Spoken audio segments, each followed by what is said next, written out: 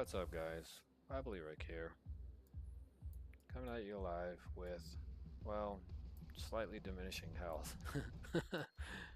Yeah, that's not funny. I could die. Point is this: there's just been a lot of, well, mess, quote unquote, mess that has been going on, and I honestly don't know what to really think.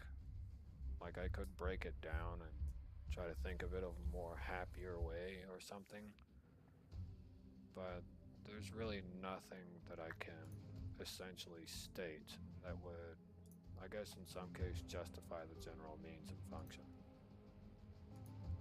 A lot of people on the internet are complaining about how War Thunder has blah blah blah, etc., etc.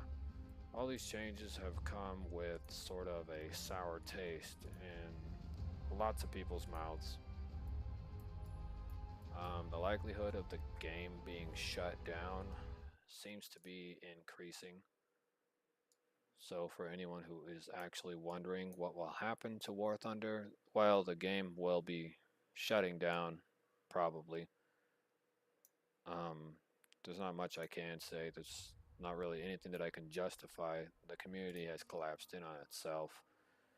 Some of it is sort of torn apart. There are people who go on Reddit and rant about it, but does that change anything is the real question. I know you go on the internet to talk about serious subjects and stuff like that, but does you ranting about the fact that is what happened change anything? And that's just like the bottom line right there that I want to point out.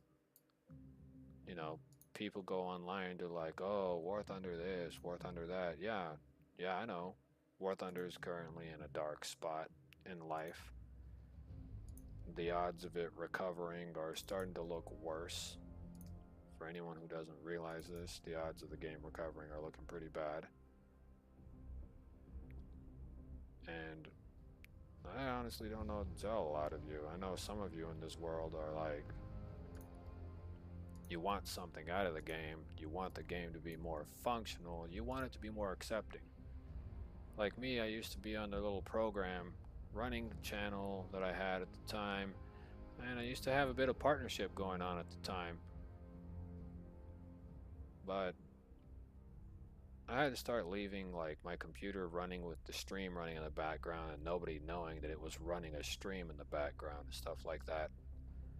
And I lost quite a bit of material, partnership rights, my ability to really enjoy War Thunder as a whole kind of diminished after, family broke into my room.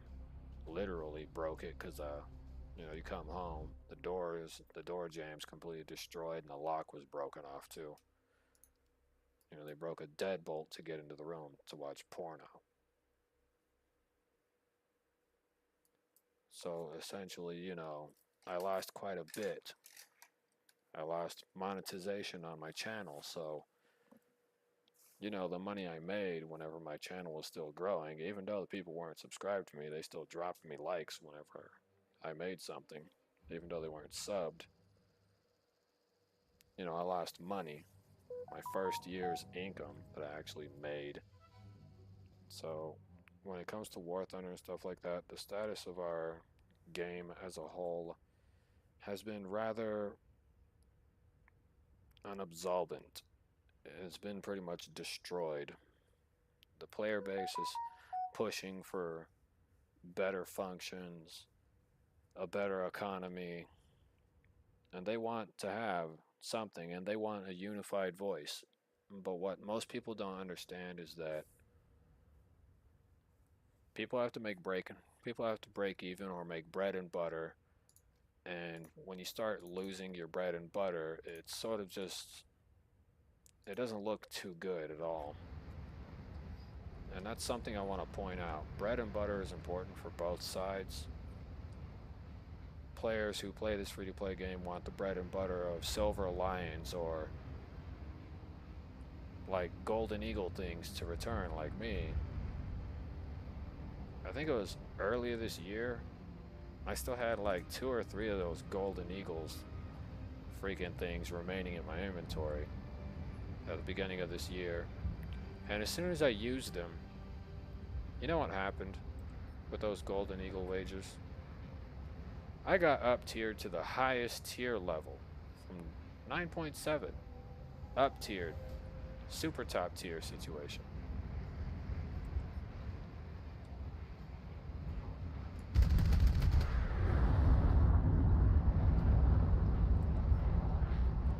So I lost basically Golden Eagle wagers and stuff like that. People said that they were going to be removed from their accounts and all, etc., etc. Oh, Golden Eagle wagers were phased out. There's no way you could have had one. No, I still had my Golden Eagle wagers. It's just that whenever they said they were going to remove them, yeah, they were going to remove them. They intended to. However, they can't just remove them as a whole, because then they'd be sucking out all the other wagers.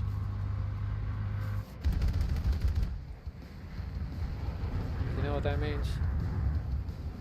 It means other wagers would have disappeared. Stuff people earned or bought from, like, I don't know, maybe, let's say they got it from, like, the Gaijin's Golden Eagle department or whatever.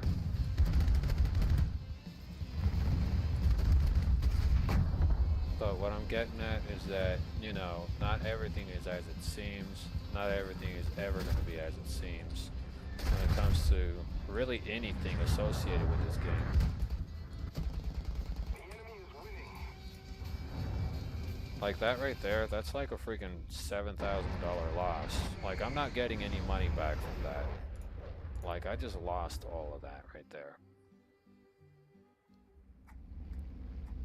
Like, I'm making no money from that whatsoever. Doesn't matter if I do anything. I would need God mode to break even if I die 4 times. And if I lose all these planes I have in my inventory, I'd need to earn God mode 3 times in order to really make any profit. And that's a fact. When the economy changed, it sort of collapsed in on itself, and things are just generally trash with the game. It went from being, I guess the game went from being practically Giga Chad in a sense, with the stuff that you would get, your return, and then it's just diminishing and diminishing and diminishing. I remember that I had I think it was a P-36, and I took the extra 50 cals or whatever that plane was, where you could take the suspended armament. It's got an air brake on it. It's like a really early attacker type plane. I think it is the P-36 or something like that. Point is, it was the weirdest plane I flew, and in one game, and it's literally in my history of videos, I get like 15 kills throughout the whole game or something like that. And I began to notice that after that, like every kill that I got after that, and after that, and after that, I began seeing that after getting 5 kills with a freaking, and this was like a rare booster drop that I had, like 900% Silver Lion booster, and freaking 500% freaking RP booster, and I began noticing that even with a 900% booster, that it didn't justify the amount that was earned. Like, I was making a lot, but essentially I didn't make a lot. You get what I mean?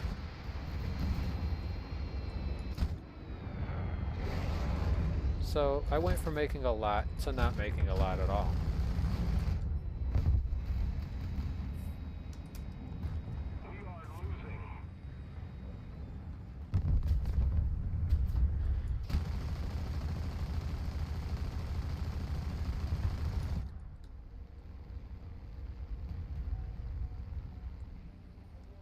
So essentially that's what happened.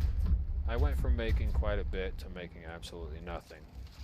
I noticed that right around kill number 6 that the total amount I got in return was approximately 43 Silver Lions and about 8 RP. Around kill number 7 or 3, I can't remember which one I fucking said. It's just a fucking mix up even for me.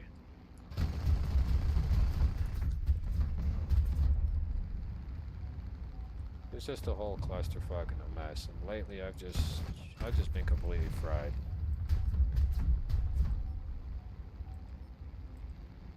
I would say things are good, but goddamn, I mean, they are not.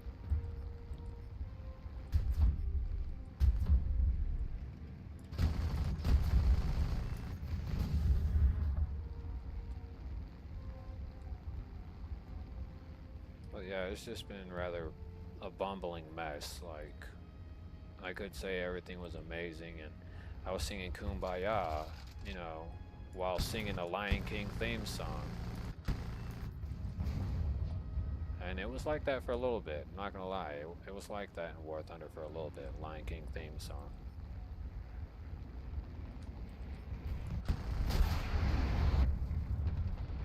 So, I'm not gonna lie, it was like Lion King. It was nice. Things were golden. Am I still gonna be playing the game on the 26th? Yeah, I likely am gonna be playing it, but I'm gonna be looking for work first before I even jump on it. Today I checked my emails and yeah, a big fat diminishing zero returns, and you know, I gave calls out. People are telling me blah blah blah. The company can't afford to hire any new workers after they put a desperately hiring fucking sign post a few hours on the fucking website. You can't sit here and tell me you can't hire my ass after you put up "we're desperate motherfuckers" all over your fucking webpage or whatever on Indeed. You can't sit here and say you're a desperate son of a bitch, because I'm gonna sit here and tell you, then what the fuck were you posting on there for anyways? So, I'm getting a little off track of the whole subject. But yeah, I'm just gonna get to the end of that particular story. I let the particular moderators on Indeed know that they were posting to waste people's time. So their post has been removed, and their company account or whatever it is has been taken off their systems for wasting time. So that's like a rundown of it. I had to report that because that's a fake post. If you're not really hiring people and you just have it there to show the system that you're trying to be open or whatever.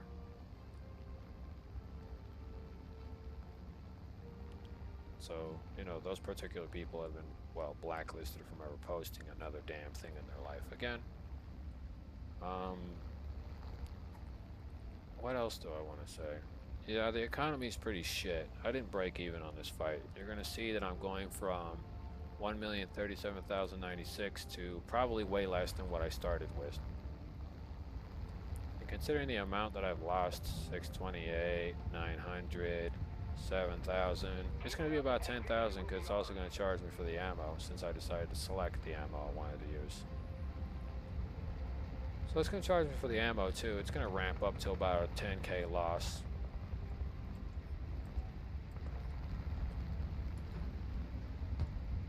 Oh, look at that, audio broke again.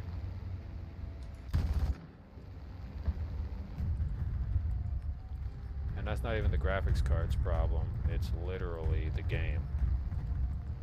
Because I've done a multi-sound test on this thing, on multiple sounds, music, everything playing in the background, and it's the game.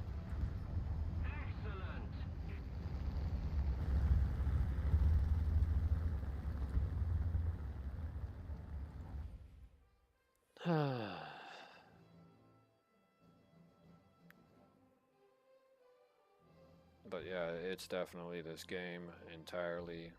I'm not gonna sit here and try to say, oh, Gaijin's guiltissent or in a guilt. Like, it's a fat loss. Anyone that's anyone would know that, you know, the grind is impossible. You would literally have to play realistic battles if you wanted to get some kind of return. Playing arcade battles with heavy tanks in America is the worst thing you could do to yourself, because not only are you losing silver lions, you're not going to break even. You're better off at 6.7 using a heavy tank from the American tech tree. Same thing from the German tech tree and stuff with the tanks. If you're going to go heavy, you better just play realistic, because arcade battles will rob you of really any silver lions. So Yeah, I'm just putting that out there. It's the honest reality of it. Playing Germany will rob you, period. It's like one of the most expensive tech trees out there. Playing Germany will rob you. Right after the XM803 and MBT-70, your repair costs for even the M1 Abrams and stuff like that, it doesn't matter if you're in the correct BR or not, battle rating, like, it doesn't matter if you're in the correct battle rating. Those things are going to go up to like maybe 8 or 10,000 repair costs, so it's like basically paying for a freaking, what is it, Tiger 2H or P model, I can't remember if it's Tiger or Panther H. It's really confusing. The variations and designations are really confusing for me because, I mean, I play them quite often. It's just like the repair cost that sort of pisses me off in general.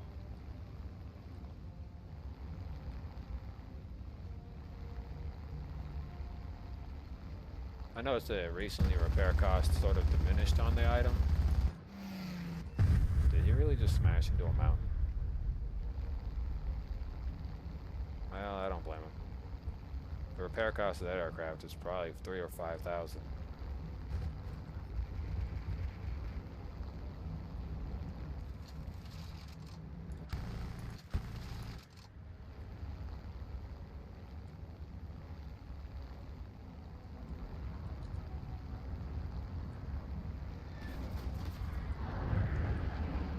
Ew, the Dork 5C.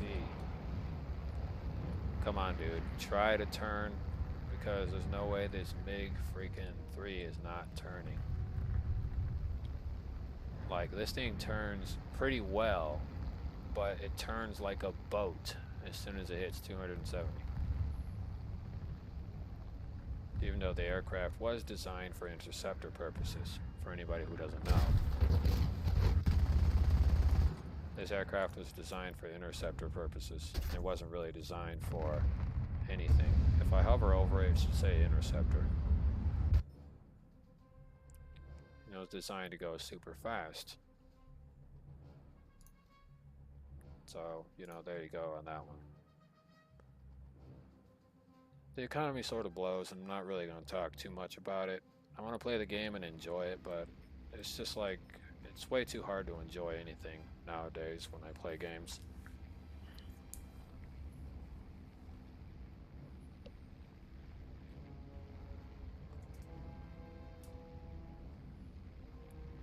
But yeah, onward with my life. Yeah, I was like, I guess personal-wise, when it comes to looking for a career, I literally had to report a company to the Better Business Bureaus, and I've reported quite a few of them to the Better Business Bureau for posting and them not having any openings. The company claims that they were filled, but you still see them posting on the internet that they desperately need workers. So whenever somebody does that, it's like wasting people's time because they're putting in, you know, the applicational process. They're going through all the loops, and they're being denied for entry-level positions. And because of this now growing factor in America, half of its workforce is broken. So if you're hoping to land a job and being an American citizen in the United States, don't fucking hold your breath, because you're not going to land that job. It appears some bullshit involving, oh, only black people can work here, or oh, only Mexicans can work here. This sort of situation is breaking down amongst the whole employment area involving the United States. And yes, I've literally tried to work at a KFC, and a manager told me only black people could work at chicken restaurants, and I'm like, what the fuck are they talking about? If you're wondering, I'm talking about you, location at MLK.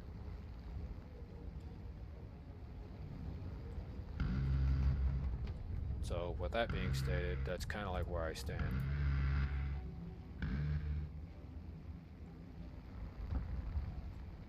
I need to get rid of this A-10.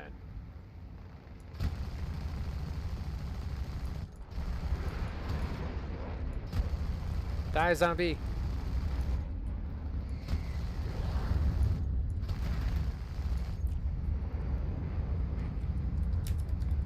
No, no, no. Come on, man.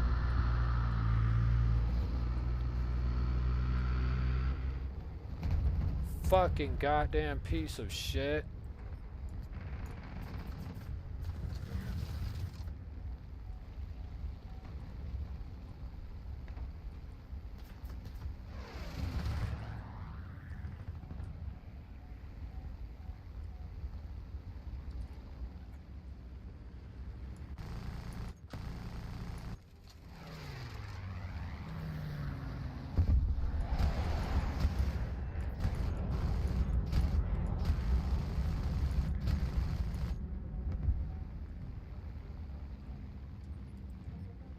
Freaking MiG garbage.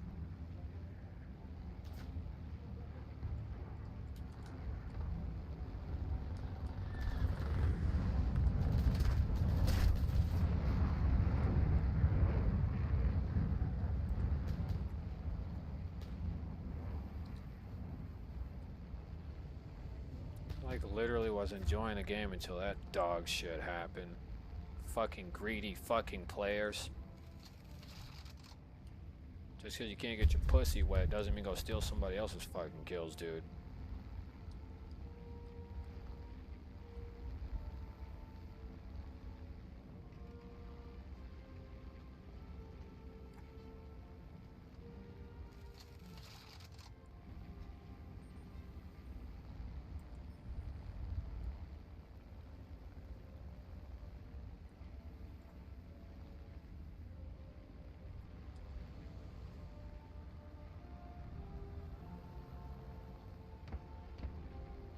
These guys are really interfering with everything.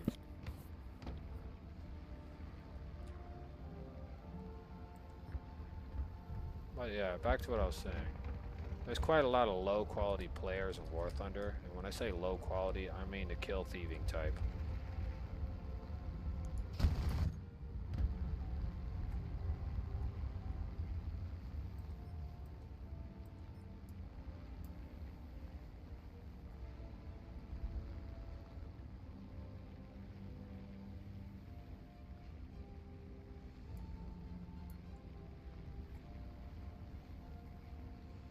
Look at this common F4U Corsair. Looks nice, doesn't it? Well, I'm gonna try to destroy it. The reason why I selected this plane is because this plane is heavily inexpensive.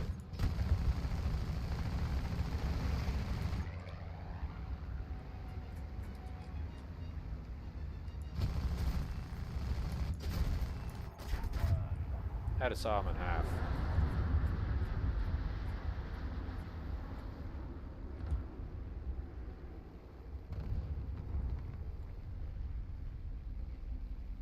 But yeah, other than that, it's just like Uber Garbo here.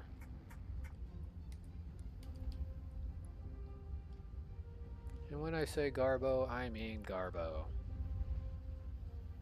You know, if you've ever heard of a freaking, you know, player base that was functional, I mean, War Thunder is probably what little remains of a functioning player base in any game. Some games have a decent functioning player base and other games don't. Like, this all depends on status and functionality here.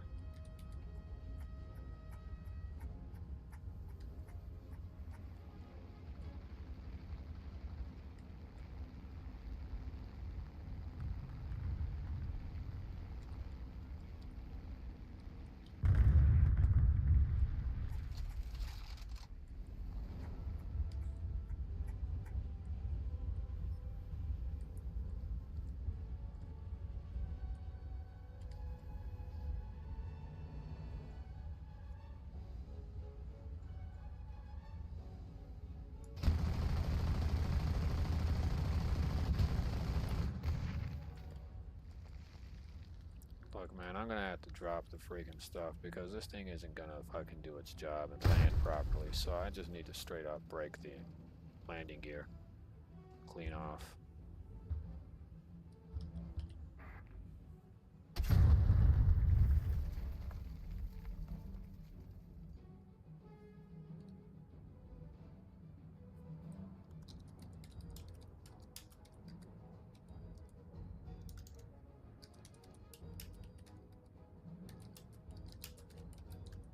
They're way high above airbase.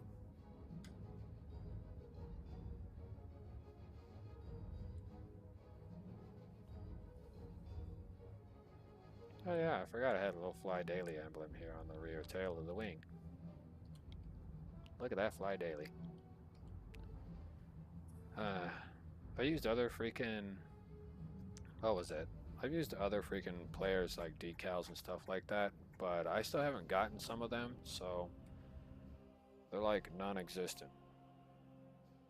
Like I've used other people's discount codes and stuff like that to try to gain like some monetary value, and none of it is available. So I'm just, you know, letting you know that now, like absolutely none of those players' decals are even available for me. So there's also that. The economical state of this game is like really bad.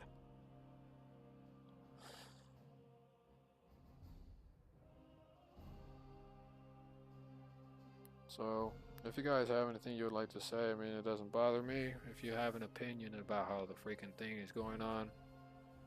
Oh look, I didn't collect my shitty rewards. Oh, 75% booster. Everything I never wanted. Oh, look at that. Processing. Well, I didn't realize you had to process the operation to give me something on the freaking BP. Oh my god. They had to process something on the BP oil spill.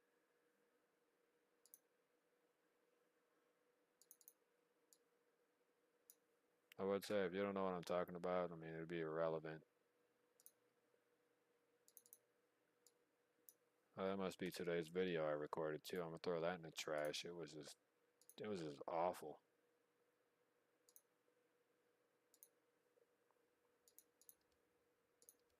Look at that waiting time. It's already been a minute. You know that most of these battles aren't even taking place, like... Look at that. US. This is how many people that are actually looking for battles. Europe server. This is how many battles that are actually, like, waiting with players to actually complete the total loadout. In South America. There's supposed to be Russian servers on here, but apparently there isn't, so... I guess they finally removed Russia from playing their game. In the last mini patch, I guess they've been completely removed.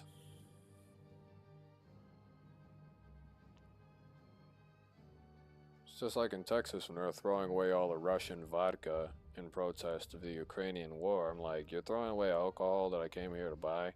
It's like, yeah, we just sold you that, but we're gonna need that back because we have to throw it out. And I said, yeah, no, I'm gonna drink it. Because you're not gonna give me a refund. They're like, well, I mean, that's like your loss, so I can't let you leave the store. And I said, you're gonna let me leave the store, otherwise I'm gonna start consuming the product in the store. So, you know, that happened. And this bitch arguing with me saying I'm not giving back a product that I stole. And I showed the manager the thing and I said, and if you don't let me out of this building, I'm going to call the police. Because at that point, you're being held hostage. So, you know, that happened at a liquor store in Austin. They were like, oh, we're throwing away all that stuff. And I was just like, can I have pineapple and vodka? Like, oh, we don't serve vodka here. I'm like, okay, well, I guess you lost a customer. Bye. Because, you know, all these businesses, they threw out all of their vodka. And I will tell you that. They threw out all of their vodka, including the non-Russian vodka, like idiots. They threw it all out.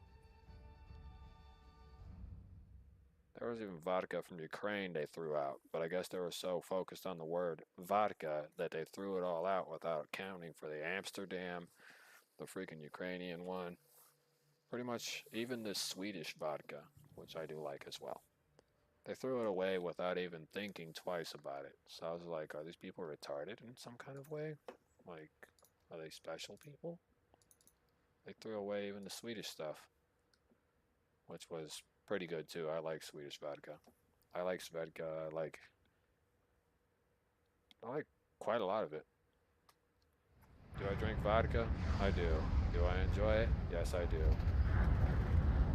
Do I hate the idiots who don't know what they're doing with it? Yeah, of course.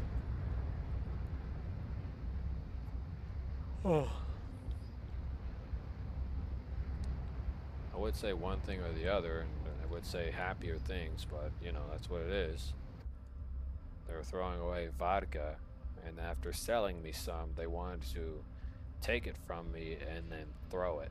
And they weren't giving me a refund. I'm like, you just sold it to me. Like, yeah, but I wasn't supposed to sell that. And they'd be like, well, you already sold it to me. It's in my possession. I'd be like, so, you know, I'm going to make my way out. And I'm going to go home and drink with this vodka. Or I might save it and sell it to some Russians. Bought quite a bit of it, not gonna lie, I did.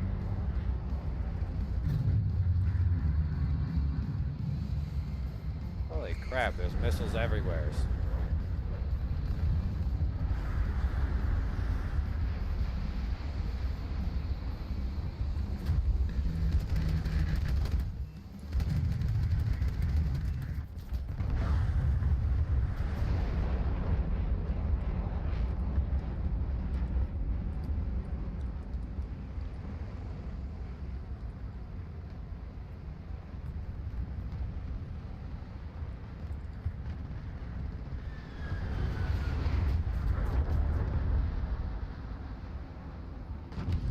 And yeah, there's like a lot of mess going on still. For those of you who don't know, there's a bit of mess still happening in the United States.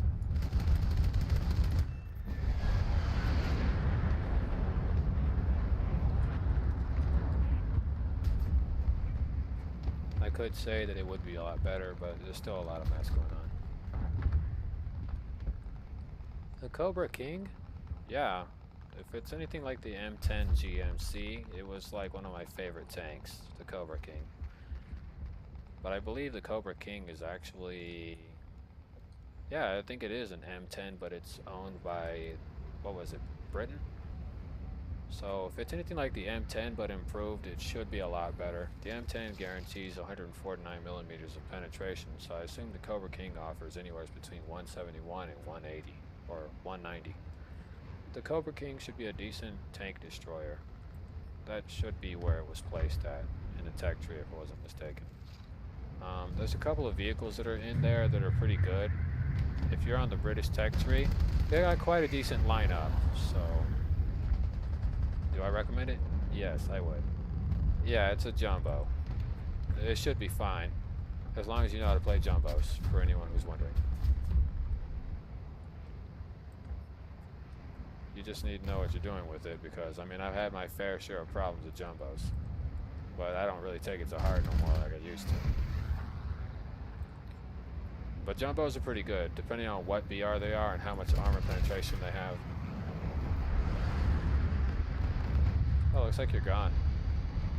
Or maybe YouTube's broken again and is saying you've left. If you want to join me, I mean, it's entirely up to you. I have no problem with people joining the game while I'm playing it. This will give me somebody else to, like, float around with in the game. Because I'm kind of getting bored of trying to break even or trying to make some, you know, silver lions by trying to gather God mode. But if you want me to help you grind the British tech tree, I mean, I got the British tech tree around 4.7 or something like that. So, I mean, I honestly don't mind.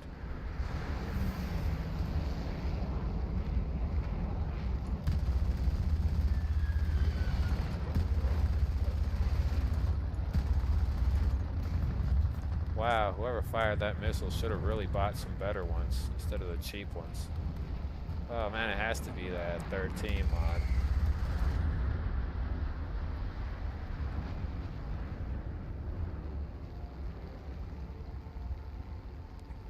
You saw that, right?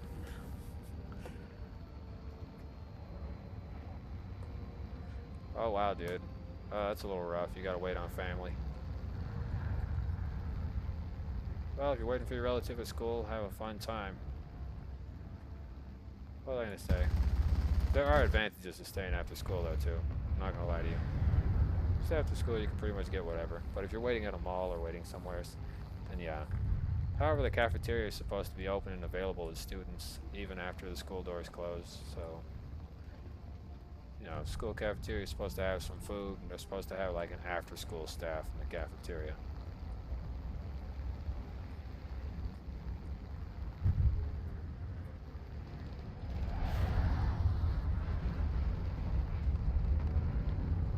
Yeah, that's another thing. Um, Missiles in this game aren't working right since the last patch they've placed in. I fired missiles at people before, and only to have them just go poof right next to them, like no damage, like what you saw happen to me. So, you know, that's another thing that's happening in the game. If you're wondering if War Thunder will still be available to play in the near future, this last movement with the community might result in total liquidation of the game. And that might be what might happen. The game might just stay off forever. So, you know, if you're wondering.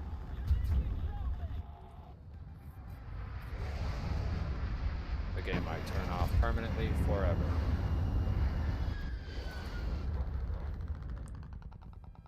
I know the community wants to have, you know, something.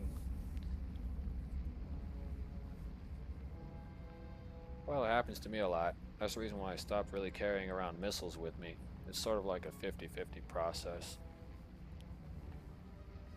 I think I might as well just play British Ground Forces. I do want to climb up the ranks. Or maybe I can go back to Italy. I have noticed in one game playing the Italian tech tree, getting 5 kills only garnered me about 480 RP. That was a bit annoying for 5 kills. At, what was it? I had a 3.7 tank in the Italian tech tree. Was the M4A1 or the M4A4? Whatever class of it is. But yeah, literally had the vehicle, get a couple of kills with it, and I got absolutely nothing from it.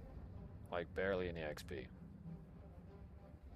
And it got barely any XP put to the Depot EC model, which is the IC, the M4 Depot IC model. And I got literally nothing, no RP for it. Only like 480, and even then I was like, for 5 kills and 480 RP is a bit it's a bit rough. I do like the British tanks because they do have like the best SPAAs. Most of them are closed top, meaning that they have armor on them protecting the player.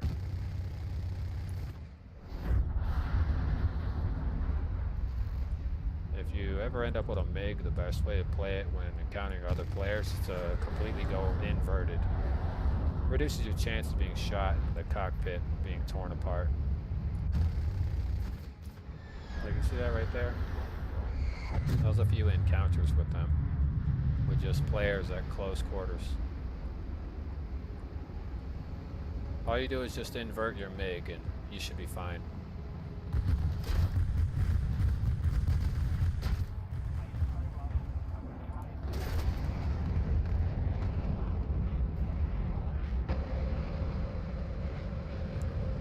I kind of figured somebody would come back with, I guess, a total vengeance on their mind. I've run into my fair share of people who are like that. They're like, oh, they get annihilated and they want to come back. The best I could say is that you're probably better off grinding with friends and stuff like that. And I am trying to get more people to like play the game with and to jump in with me and stuff like that. Might improve my odds. Oh, that was a 50-50 split. That didn't work out too well either for me. But even after the 26th, which a lot of people are saying is don't play War Thunder Day, I'm still going to be playing the game because I got other games, but it doesn't get me much of a crowd. You get what I mean? Like, nobody comments on it. Some people watch for like 30 minutes tops, and then after that, they stop. So, yeah, it's like live streaming wise. I mean, if I make the video, people will watch it. But my average view duration on videos is like 3 minutes. Which I'm actually pretty grateful for, that somebody spends even 3 minutes watching the videos I upload. So, you know, If you're gonna plan to make content ever in your life for War Thunder or anything, or any video game you like, anything that's your passion, I say follow it, even if you don't get 1,000,000 subs. I'd still say follow it, because at least you're putting something on there, your perspective, your view. Not a lot of people have a similar view, and it gives people a unique experience. So, you know, if you like playing the Super Nintendo or Nintendo 64 and you want to upload that, go ahead. Give people your view of it. Put those takeoff flaps, this should help me corner better.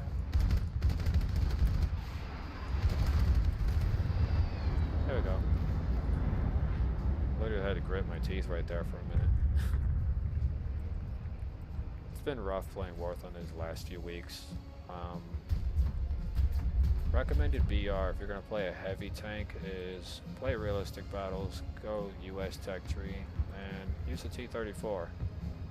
I know it seems like it's an oversized heavy tank, but if you play it right, you'll definitely be punching holes through quite a lot of even modern MBTs.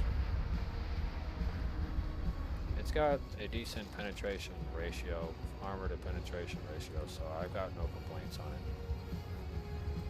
During the whole grinding portion for the Katusha BM31x12, I was using the T-34 for like the first 3 stars to get it.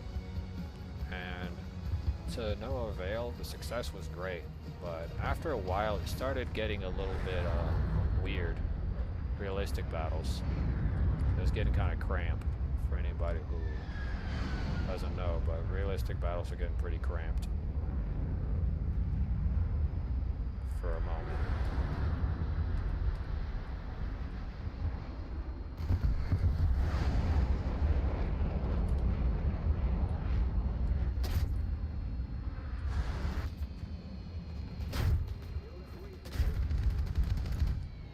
Had to drop that speed.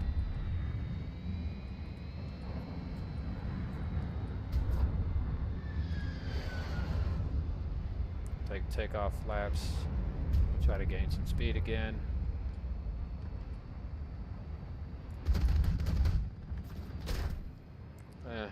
Almost had him. Hey, Combat Thunder. Yeah, Hesh was definitely nerfed. I noticed that whenever I took the, what was it called?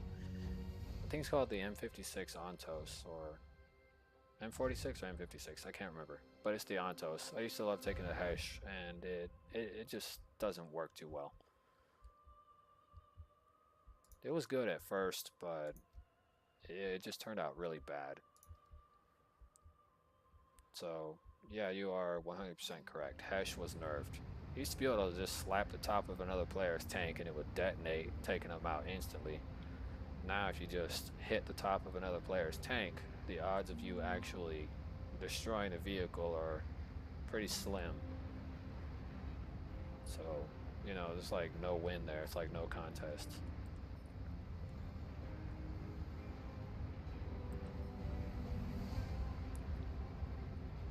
I know this guy's coming straight for me, so I'm gonna have to be ready on the verge for this guy. He's got 3 37s and I got a single and 2 20 mils.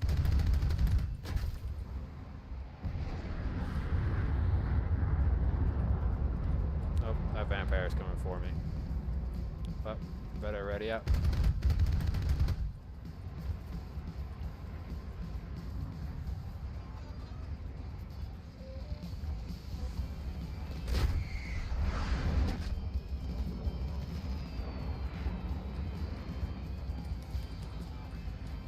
Always pull out the landing flaps of the air brakes if you're having an issue. It could save you.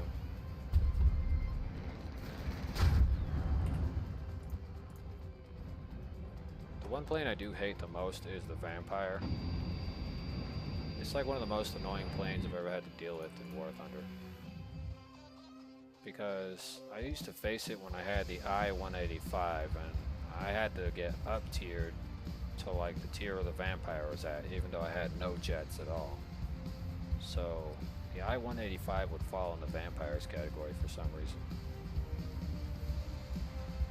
I didn't understand why, but I had to deal with that whenever I finally had the I-185 and I had the LA-5 for a little bit. It didn't really change too much. Ooh, that's a rough fall.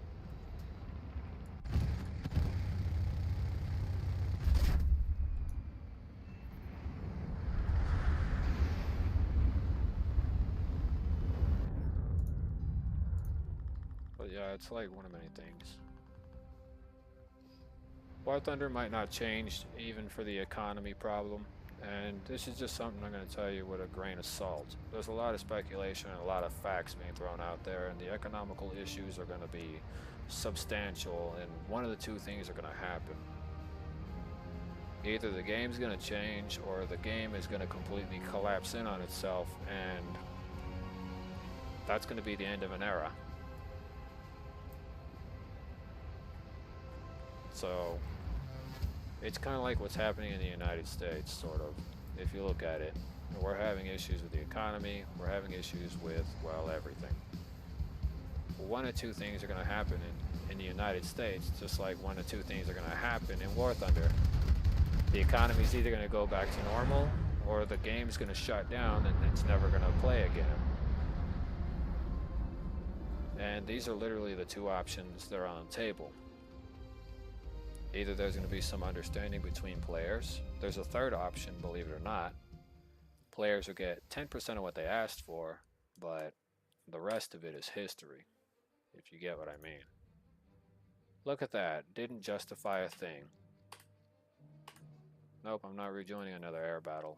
That 20,000 I just earned, with a total of 45 minus ammunition, I didn't earn nothing. Alright, let's go over to Great Britain. But yeah, one of two things are going to happen. The game's either going to shut down and you're never going to see War Thunder again, or any game from Gaijin running ever again. So, you know, if you guys are going to like mess around and do whatever it is you're going to do, be aware you might kill several birds with one stone. The FV4005 does suck. I do know that, and I was actually working my way on the British tech tree originally to want to get the FV4005 because I happen to like large caliber guns and it's really fun using them. But if you want to use them, I just suggest try aiming the entire mass of the blob of the round straight at their cannon barrels. You might have better results. For anybody who wonders about the substantial factors you may be facing in the near future involving War Thunder is, change will happen or you'll have no more game. So the best thing I could tell you is that if you want things to be satisfactory for you, I just say soak in however much gameplay you can, because odds are the game might just not turn back on. And for any money or Golden Eagles and stuff like that you invested in the game, including DLC vehicles, you might not ever get to see again. Because there's always been a difference between people, and there's always been a difference between developers when it came to this game. So developers are like ordinary people like me and you. They need money in order to get the paperwork, and believe me, half of these tanks you see on here, even the stuff from World War II, is still considered classified information. It can be declassified on the internet all it wants, but the gun, its caliber, how it functions, all of that is, it's like really weird, but there's a lot of countries that are still tight-lipped about old war vehicles. And the reason why is because the penetration value exceeds 200, or is close to 200, so the vehicle is considered a classified piece of machinery. So you may still see that some war vehicles in this game are still considered slightly classified and not 100% true to the real armor dimensions. It costs a lot of money, it's not free, and I'll tell you this, to get the classification of a document of any war vehicle, you need to be a part of a Department of Defense, or you must know somebody who is a part of the Department of Defense of said country associated with said war vehicle. So it costs money and nobody divulges information of armored units for free. And it does come with royalties. And that right there, I will tell you, everything has a royalty trademark on it. Nothing is really ever free. So if you think it's not gonna cost them a dime to put in the documentation of, I don't know, said next Panther unit, like let's say they want to add the Panther J or the Tiger 3J, and it exists, it's gonna cost them $5,000 or more to just get the royalties for it. So that's why I don't blame Gaijin for whatever it is they do, or increase in market priced items, Golden Eagles, etc. I can't blame them because it costs a lot of money. Economy wise, they could loosen their Kung Fu grip and let players have maybe a little bit of extra silver lions. But back in, what was it, 2019, they did what you would call as a poll of what you would consider feasible for earnings, and this is something that you should know because I was literally participating in that poll that took place, like what they wanted to see in the economy, and people wanted a higher win ratio payout. And people got what they asked for.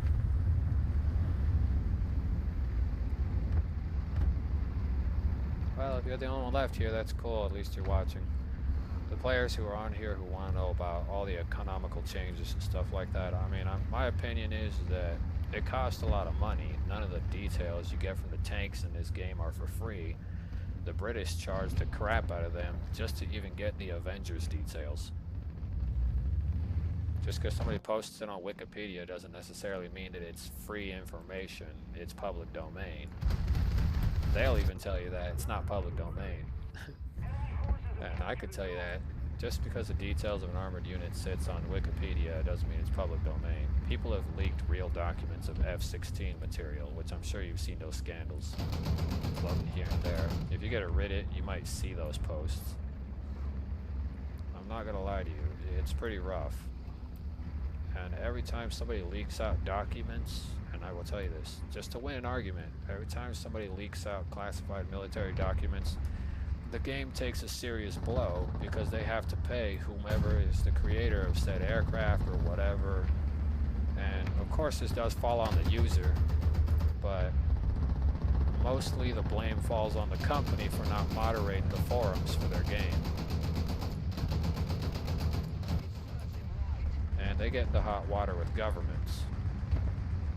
Getting into hot water with your local government or even a foreign government is not in the company's best interest, so then they have to pay money every time somebody does that.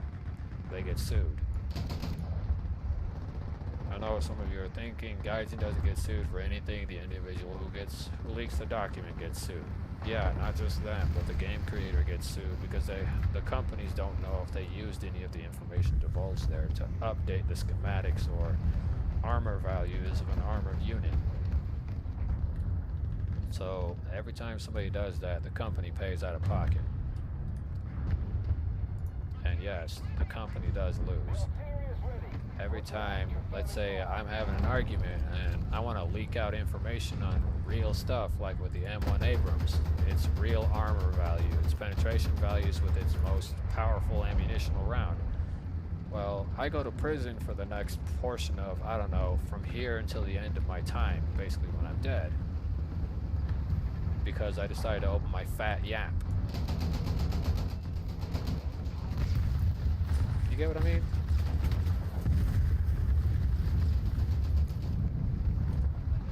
And that's just something I want to point out. Like, I go to jail for the rest of my life because I open my fat mouth. And they're going to say I'm not a defense official, so I'm not legally classified to divulge information such as that into the public domain. Because there are people who want to build these old tanks and old war vehicles for, well, let's say unsavory reasons. Old war vehicles do have their place in history, and it should stay in history, in the past. But what I'm getting at is that you know, there's a lot of people who have unsavory thoughts on what they want to do, and that's the reason why documents have to stay classified. That's the reason why Gaijin tweaks what armor penetration values a tank has in the video game. Or its real values. You know, they tweak all that information so that you don't know the truth. And I'll tell you this personally from my own knowledge database. War Thunder is going to do what War Thunder is going to do. That much I will tell you, but when it comes to like economical purposes and stuff like that, War Thunder is going to do what it's going to do. And it's like I stated earlier, one or the other is going to happen. The game will change, or the economy will have an adjustment. The repair costs will be adjusted. For anybody who wasn't there for what I said, but there is also this talk on the table, and it's something that is being considered. Maybe 50% or 10% of your demands may get answered, and this is just something on the table. This hasn't even been confirmed yet.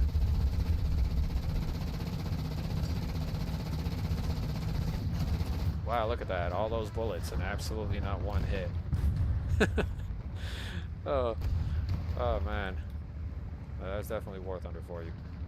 You could fire a streamline of ammunition at something and still get nothing.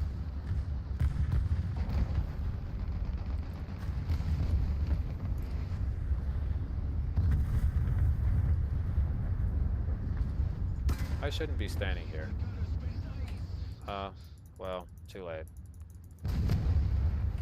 I don't think I have anything else. I might as well leave the game. Well, that's nice. You're looking for live streams.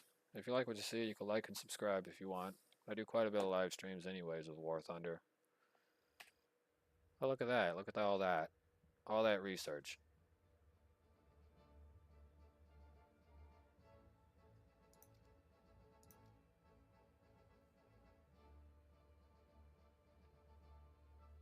And how many kills did I get? I got 4 air target destructions. So that's 5 kills in the air target department, and look at that. Yeah, that's one of the reasons why people don't play War Thunder. If you're hoping it was for something else, no, that right there is one of the biggest reasons why people don't really play it no more. I wish I was lying to some of you that that was the reason why they don't really play it too much anymore. But that right there is one of the biggest reasons why. Now look at that. You know, I've been grinding this tank right here. And I've been doing it for like 2 weeks so far.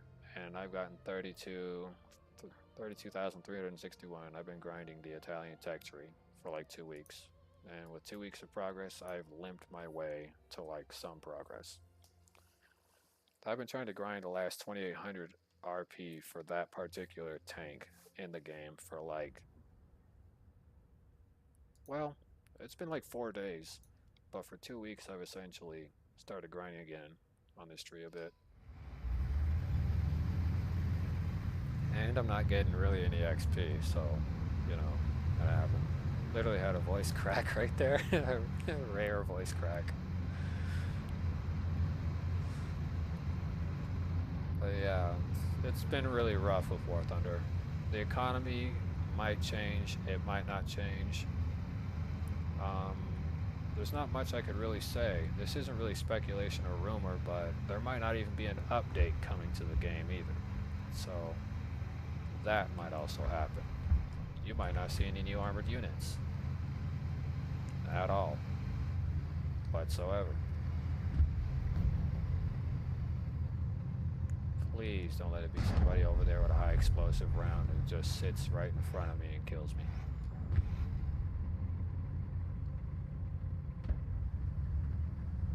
Oh, there's Styria Mill over there. I can probably take him out. Oh, but that's right. I think he's got like 70 in the front.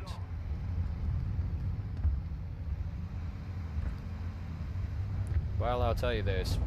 Most of the jets that I own are all Cold War.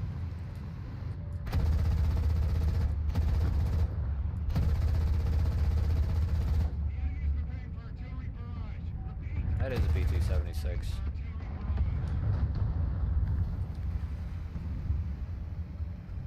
yeah, most of the jets that I own are practically Cold War, dude. Any of the advanced war jets that I have pretty much have, like the F5, I think it's the F5A, and the MiG-21 that I have, that MiG-21 that I have, like at first it was really good, but it's completely nerfed now, if you're wondering.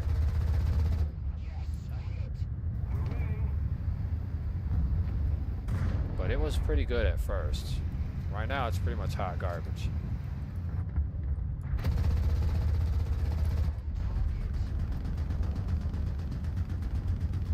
So, you know, that right there I'm not gonna lie at.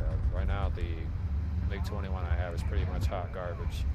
It's got a few useful things, but it's minimal payload because it only has 2 weapon pylons available. Basically 2 armament hardpoints are available on the aircraft. It's pretty lackluster, leaving me to desire more. If you're hoping that the game will still be running, you know, whenever you like go through that,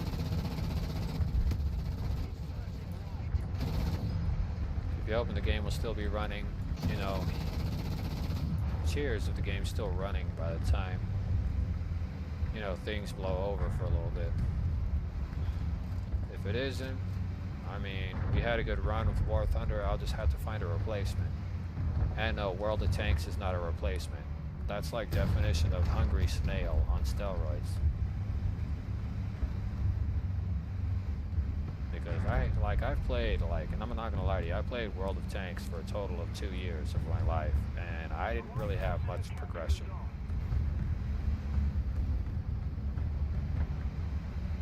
So when I say it's like Hungry Snail on steroids, I mean it.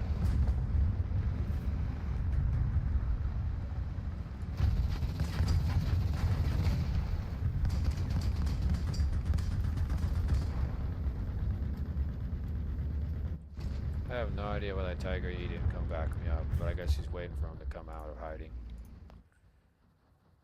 Yeah, if you feel like joining or whatever, feel free. I mean, I don't care if you join or not. Right now I'm just live streaming the game because I'm trying to fill my empty time. I went through the process of looking for an average daily career, if you believe it or not. I went and checked my emails, I checked my phone for phone calls, and yeah, you know, lines are open, but career options aren't. If you don't believe me, in America, they're going through an economical crisis because they threw all their money to Ukraine.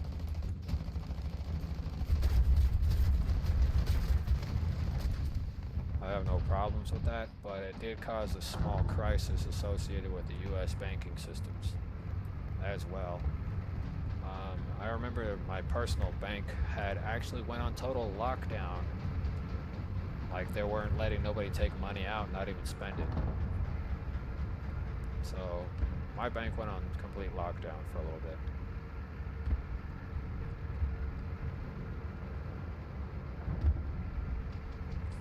Yeah, I actually do play Need for Speed. I stopped playing it for a while because of something. I play Need for Speed Heat, which is I think the one I have. I think I either bought it or I got it for free off of Epic. I forgot how I got it or obtained it, but I know I own it. I did play it for a little while. I haven't played a Need for Speed game in numerous years. The last Need for Speed game I played was Need for Speed Rivals, which was kind of fun to play. They had a lot of cars that weren't abundantly available in the other Need for Speeds, and those cars are what brought me to it, which also includes I think it's an old Mercedes-Benz supercar design, which was back when Mercedes-Benz had that retro sort of had that retro makeup look on their car, like it was a little makeup or something like that. But it was like a retro look that the vehicle had to itself.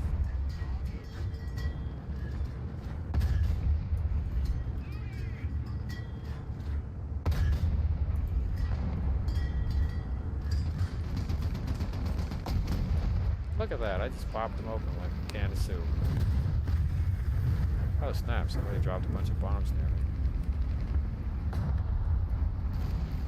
know not to be dumb enough to freaking still be sitting there. A lot of people like the kamikaze bomb, so that's another thing about War Thunder. Look out for kamikaze bombers. They like to bomb the area, but then when they crash into the floor around you, it kind of hides the bomb in the blaze of the fire. So, you know, kamikaze pilot kind of tactic does work sometimes.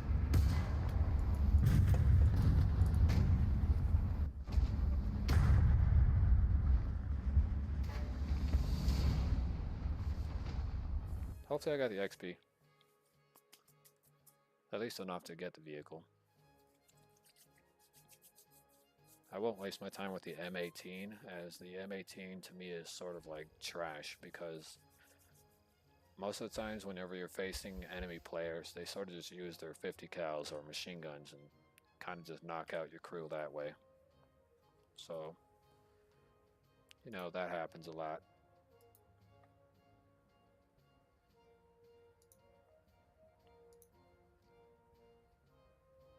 Now, if you're wondering what I consider worthwhile Sherman tanks, these will be worthwhile even though their hull armor is terrible.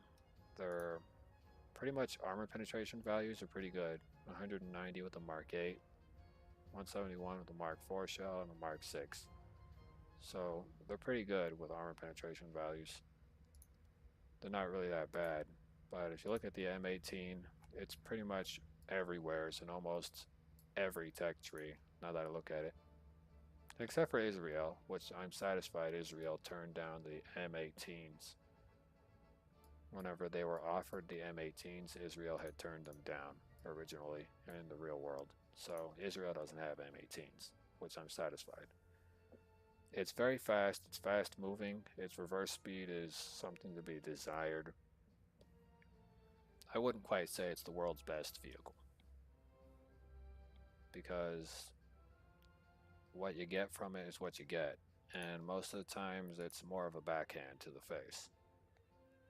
I've used that tank before because I had nothing else to use, and it ran me into the ground stock, and that's just with stock firepower. It ran me into the ground money wise,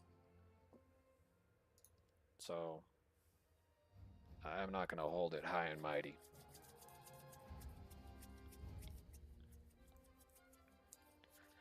Yeah, I will tell you this much. The Archelaus is an upgraded M10 GMC model. You could be rolling around the American M10 in RB, and believe me, you'll be desiring faster than 4 degrees a second. Which the Archelaus, I believe, offers a faster turret rotation speed than the M10 in realistic battles. So the Archelaus is slightly faster than the M10.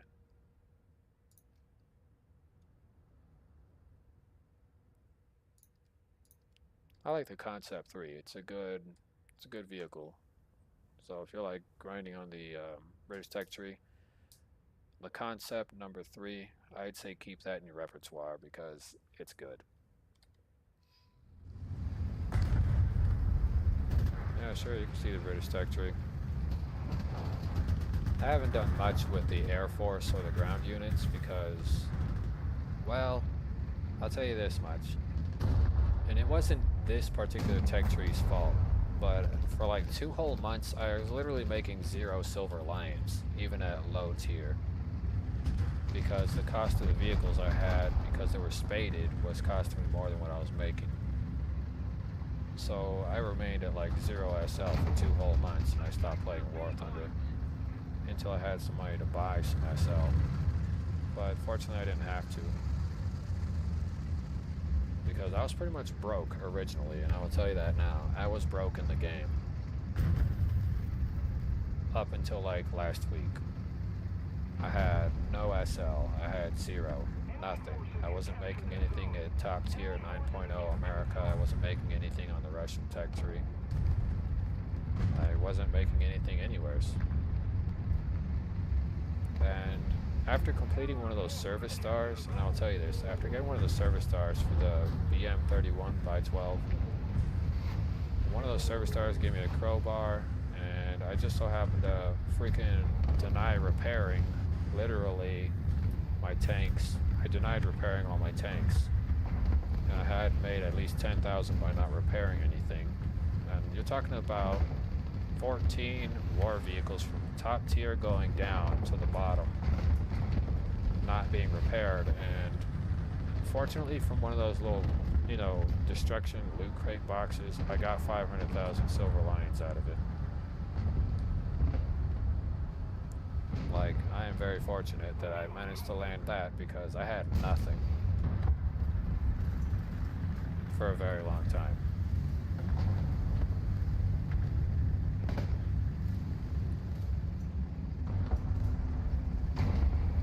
So if you're wondering if that's true, yeah, I had zero. I had 0 SL up until like a couple of days ago.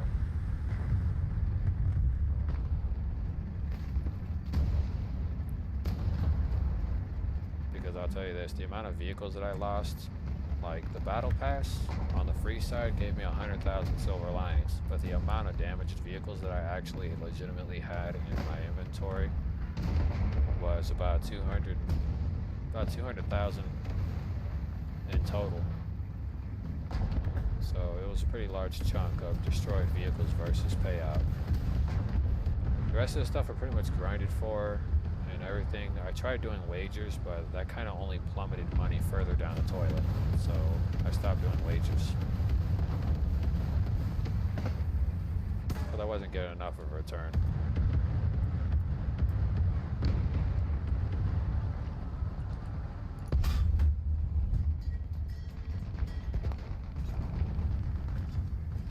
I'll tell you this, wagers are nice, but they only work out whenever you have things spaded. If nothing you got in your inventory is spaded, good luck. If you feel like joining me, you know, just like my channel name, it's also the same name here in the game.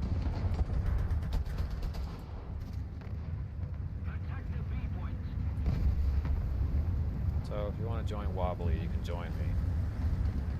Just remember, you got to send a friend request through, I guess, Gaijin, not through Steam, because Steam is a little bit weird whenever it comes to me loading the whole friend thing. Sometimes it's broken.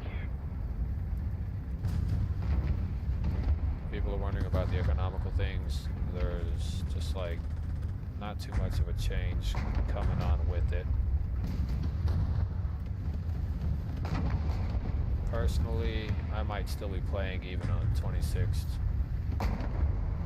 I want to buy another jet, but I know if I do, I won't be able to afford to repair anything I have in my inventory. So I'm going to have a choice of being able to repair, have tanks to use or planes to use, or literally pivoting everything on a helicopter or jet purchase and having no way to repair, struggling to make more.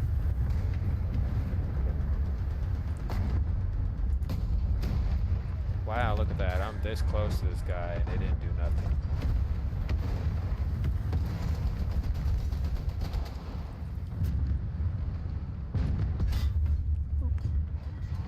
Oh, did he?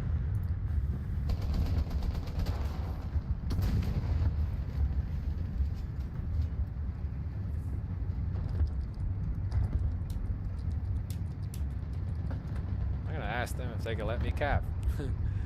Because I literally am not going to make it there at the speed I'm going. Let I blow up this wall, then maybe I'll make it there.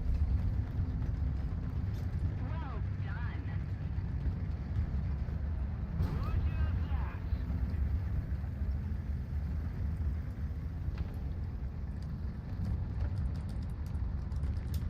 Have fun.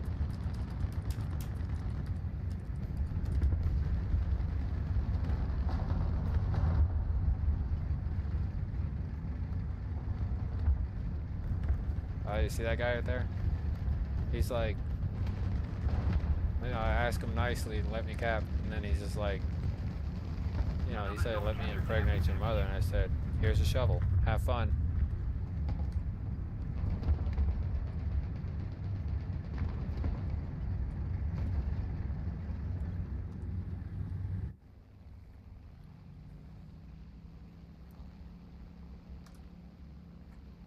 That probably made him shut up.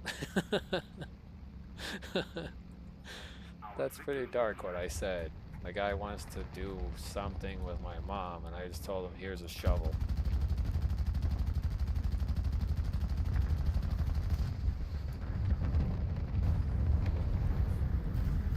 That's pretty dark even for me. And that's not even dark humor-wise, that's just like dark, period.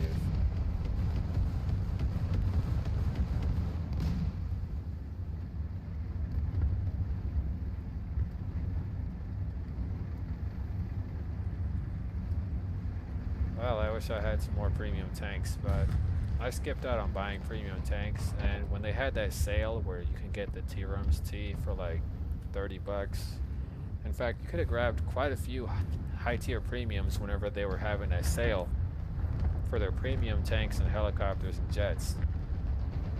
I was pretty much broke, so yeah, I didn't have the money to buy what I wanted. You know, I had to choose between having something to eat and not having anything at all.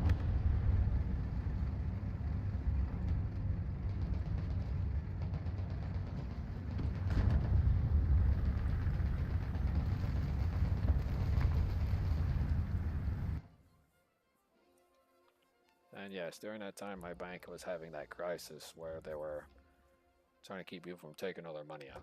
So, yeah, that was the thing I had to put up with. I might as well use the booster. If the game goes down the toilet, I might as well use my boosters. Let's see if I can activate. Hold on. I forgot, this guy wanted to see the whole tech tree or whatever. But before I do that, I need this first. Wing Breaker, Mission Maker.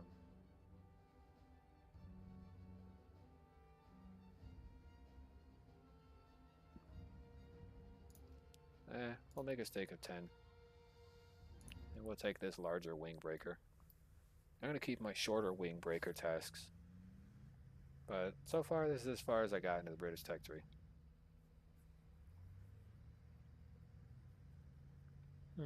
4 degrees a second. And this is on, yeah, I guess I could see why you hate the Archelaus. But then again, let's look at it. 38, 58.1, plus 20 mil tracks, 57.15, 24.4. If a round were to shrug off, it would definitely deal with only 127, so there's a ricochet chance. Most people won't shoot at the top though, because the chance of the round being deflected are pretty high. Most people would shoot at the body since, you know, that's where you want to hit. You'll splatter damage the whole compartment. But the only reason why the Archelaus is slow like that is because it's got literally a massive gun upgrade. The 17-pounder cannon is huge, it's heavy, and even for its reload, it's acceptable. I mean, you have 190 millimeters of armor penetration. If you look at the average armor penetration at that BR, at between 3.0 and 3.7, this is your average armor penetration. And that's just for the freaking first Churchill. Here's your Sherman sitting at the same level. The Sherman 2. 104 is your max, and at 139 being your max with the shot, T45 APCR shot. And most APCR ammo on the M4 Shermans are lackluster, and they will bounce off most of your targets, so don't rely on it. The Archer is alright, even though the gun's facing backwards, entirely. It wasn't intended to be built like that either. It really wasn't intended to be built like that. But when they welded the tank together and put it all together, they had it backwards. So, there's a little bit of fun fact for you.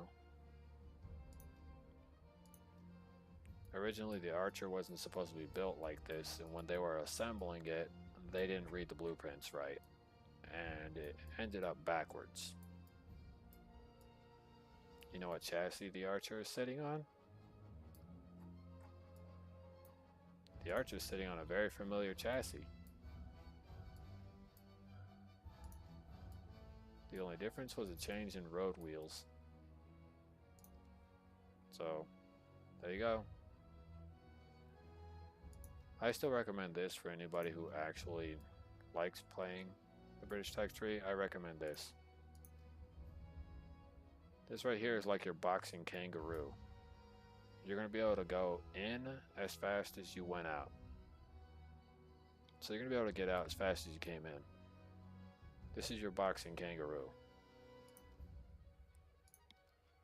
And its best armor penetration value is at 152. So always take the shot Mark 8. It's really good middle ground material. It's pretty good.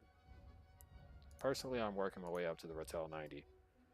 Even though I don't like the gun at all, as you could find it somewhere else on a very specific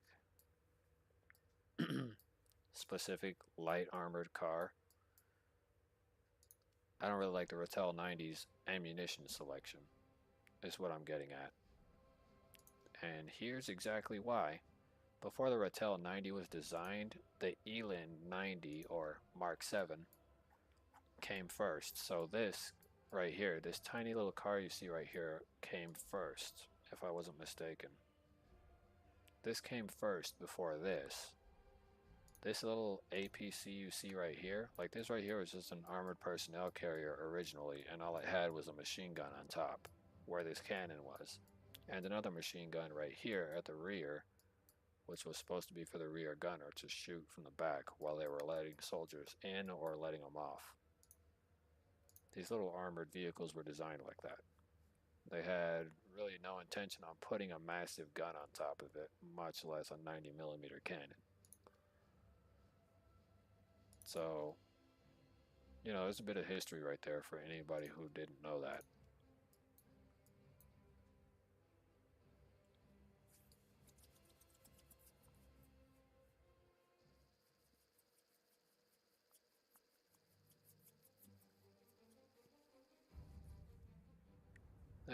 If you look at it, boil it down, this game sort of does have its flaws, and it's like how, you know, one of my subscribers or followers had mentioned earlier, hash rounds are nerfed. Like, before I started recording around 8:30 this morning, and I'm going to straight up say it, I took a load of nothing but hash rounds with the Ontos because I liked playing with it. I literally hit a guy all 6 times in an area where it guaranteed, you know, like, I would get the kill. They were getting hit, but it was doing nothing, so it was glowing literally green on the indicator.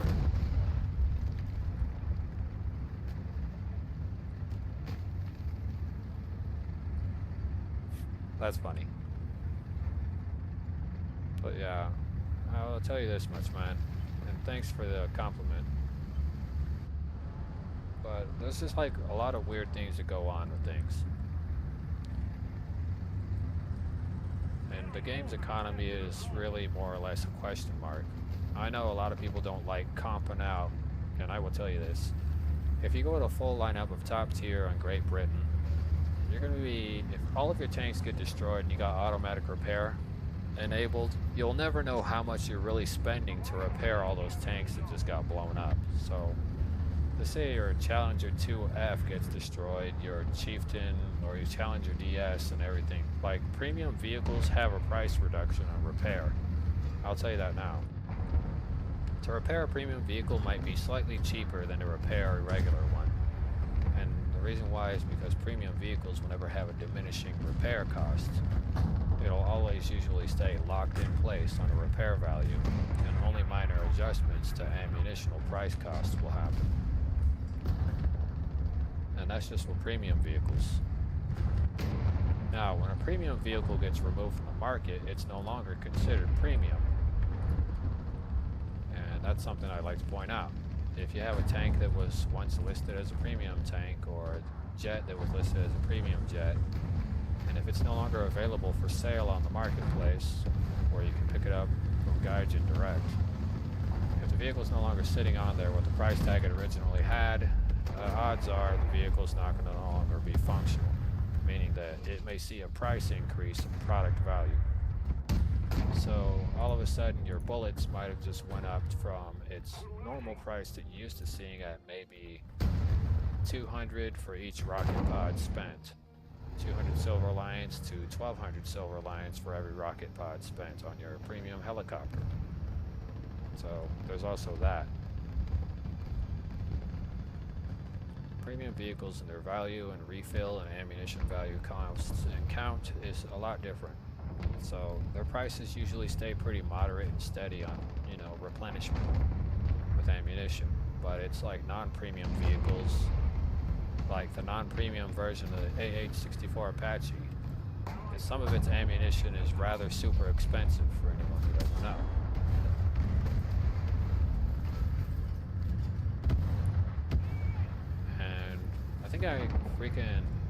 I think I got lucky or whatever during a live stream of War Thunder Live or whatever with it.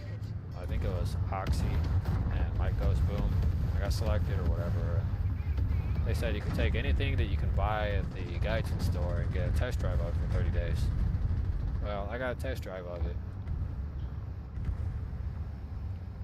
for 30 days, the premium AH-64.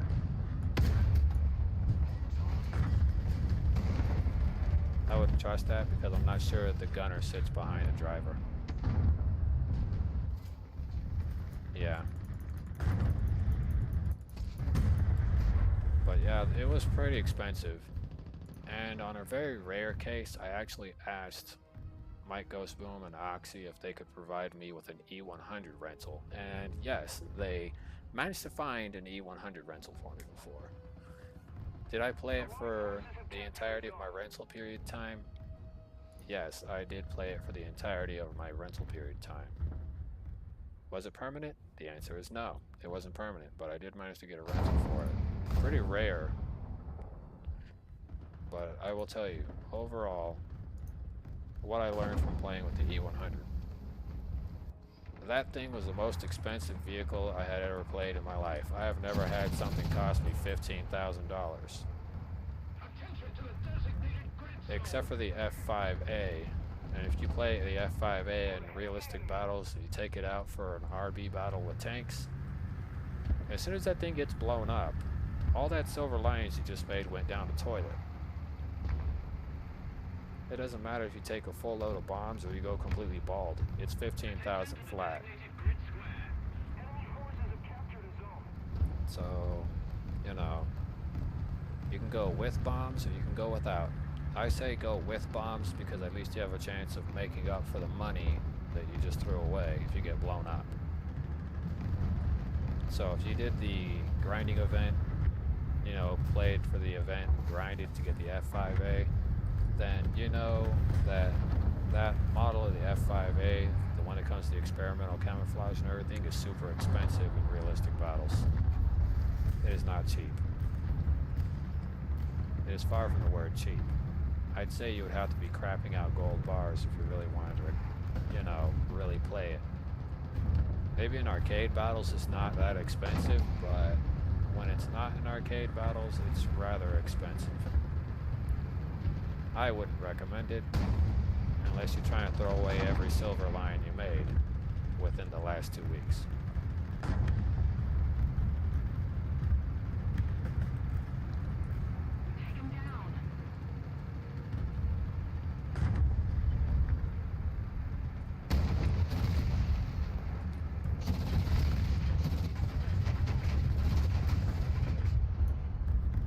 Wow, I never thought I'd get that. Now, if you're thinking about the FGA Phantom and all that stuff, like those war vehicles, yeah, I recommend if you like them, you know, I'd grind for it because the GR models of the Phantoms and stuff like that, they're pretty good.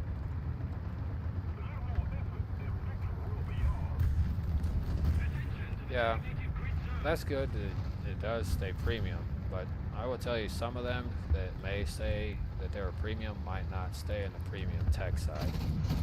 They might be listed on the premium tech side of the tree, but some of them might actually lose their premium benefits. So it's solely at Gaijin's discretion. Whenever you buy stuff from them, like premium tanks, helicopters and stuff, it's literally written in their clause of the user agreements whenever you buy like premium content. Like I have the Mi-24D and it's still expensive to freaking use that thing.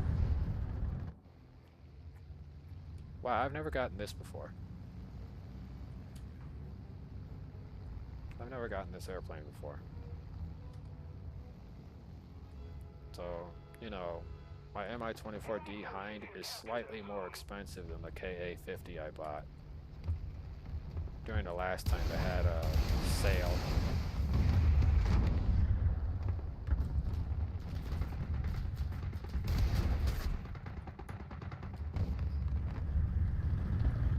Attack the sea point.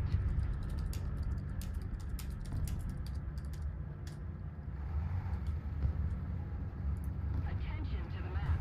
Allied forces have captured a zone. But yeah, like, it cost me more Silver Lions to use the Mi-24D than it would be to just fly out in a Ka-52. Or the Ka-50, sorry. I bought the Sky Shark back when it was on like this really ridiculous discount I couldn't turn down.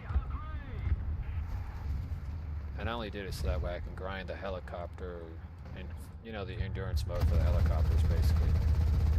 Player versus environment. So that's where I grinded most of my Silver Lions originally.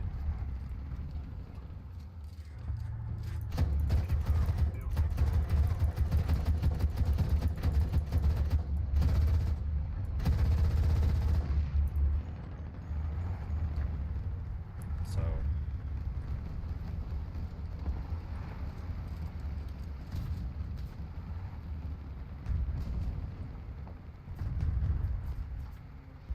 alright, man, you enjoy the rest of your day. Victor, enjoy the rest of your day, dude.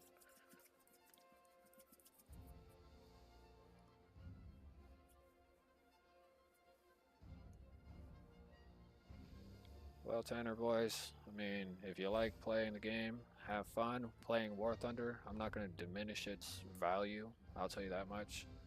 There is some value to it, but you got to remember the economical changes and current status of the situation involving the game might make it a bit grindy. So it'll be like playing, what is it called? It'll be like playing Call of Duty and trying to grind for their version of the Battle Pass.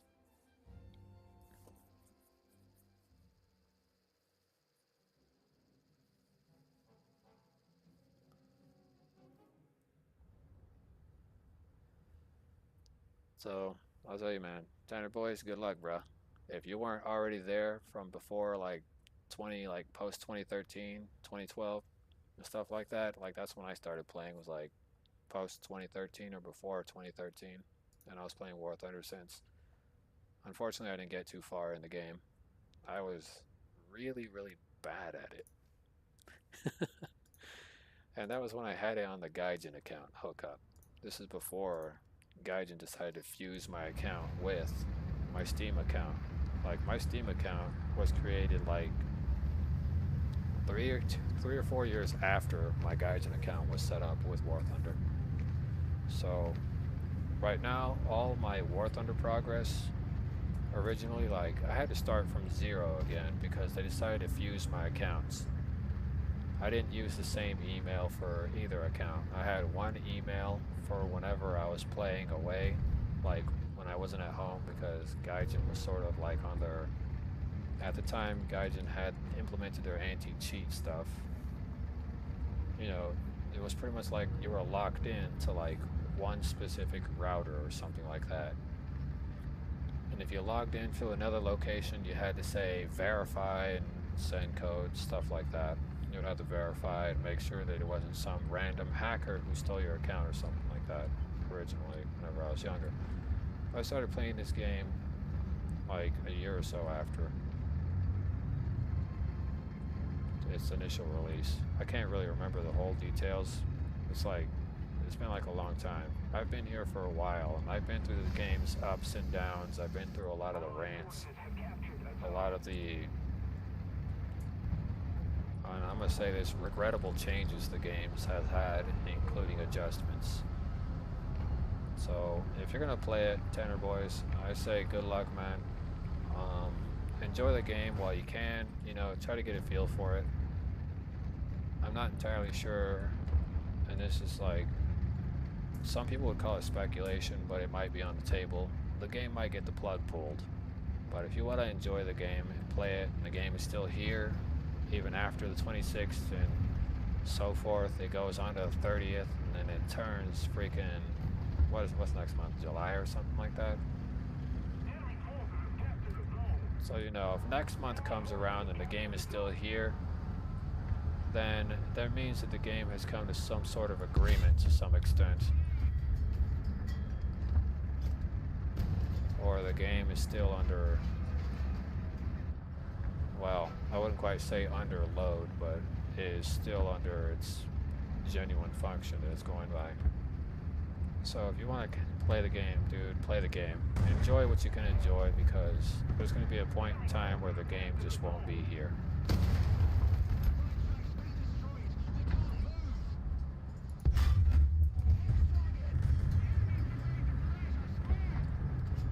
So I'm going to let you know that now. The game might not be here. So, I mean, at some point the game does have to shut down and then no longer be playable. I personally hope they don't freaking, you know, shut the game down because of all the stuff that's going on behind the scenes. Because then that'll just pretty much ruin it for me, period. Because, you know, I already got like, personally I got not just like over 1,000 hours of time, but I also have money that was invested into the general function.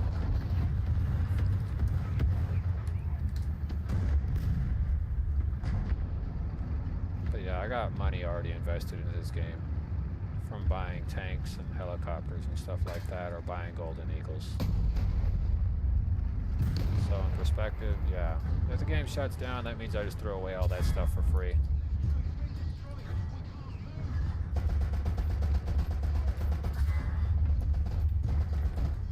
You know, I forgot all the ammunition was stored in the back of that ridiculous thing. I should have shoot the back of it. Oh, look at that. That was funny.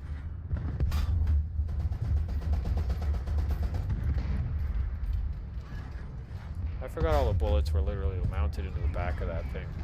Well, that's a good thing I remembered.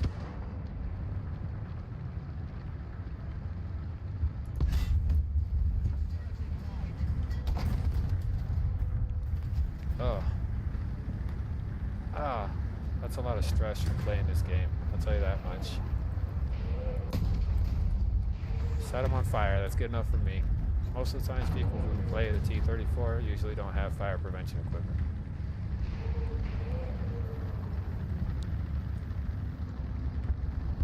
But, you know, play the game. Try to enjoy it while you can. You know, don't throw it in the trash just yet. Give it a chance and play it. I'm sure you'll like it.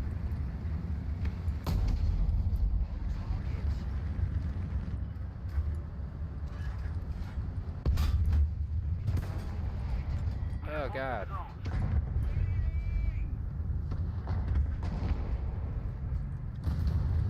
Need cover. Oh my God, the M4 hybrid. Oh no. Oh, hamburgers.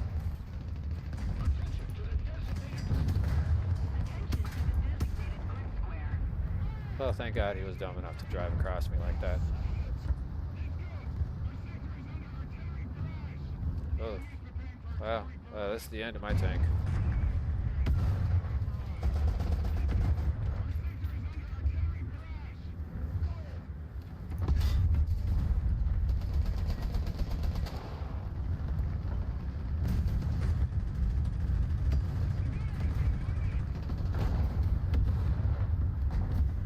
Yeah, a little help would be helpful from the BD7M.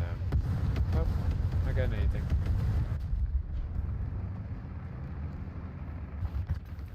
Oh man. Well, actually, I'm pretty satisfied. That's like the most kills I've ever gotten with that thing.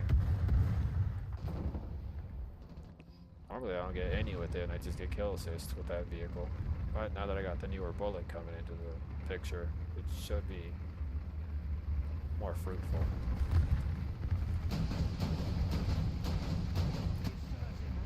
Yay, he crashed.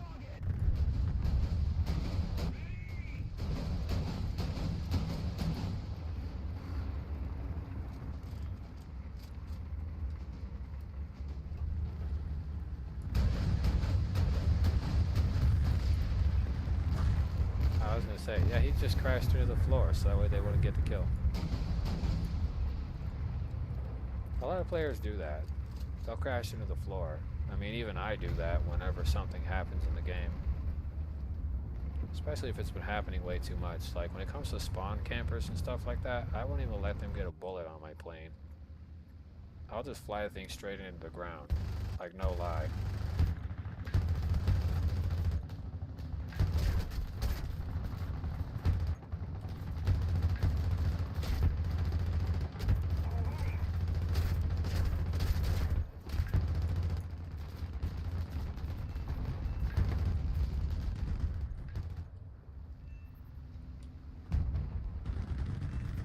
Cool, I got 3 people. By the way, if you're wondering why Germany was so powerful in the beginning of the war, take a look at this plane, and what bug does it look like? Enemy forces have captured a zone. If you thought the word dragonfly, that's exactly why this plane was so aerodynamically superior during the early parts of the war. Their airplane was based off of a dragonfly. It literally looks like one. When I was younger, an old man who was a part of the American Army, and I say American, meaning US Army, had asked me a question about airplanes, because he was a part of the Army Air Force. And he asked me a question about why German planes were superior, and he showed me a picture of one.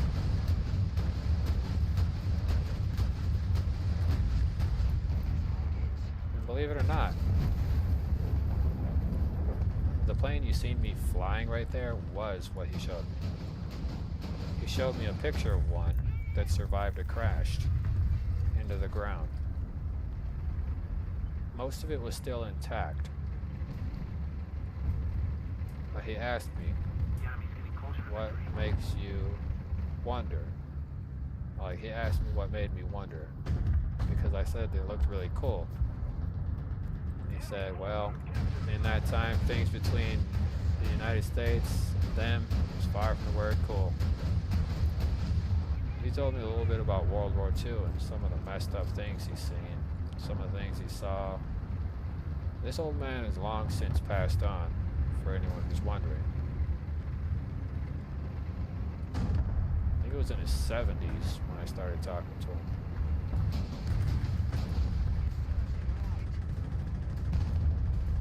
Yeah, he was already really old whenever I came along.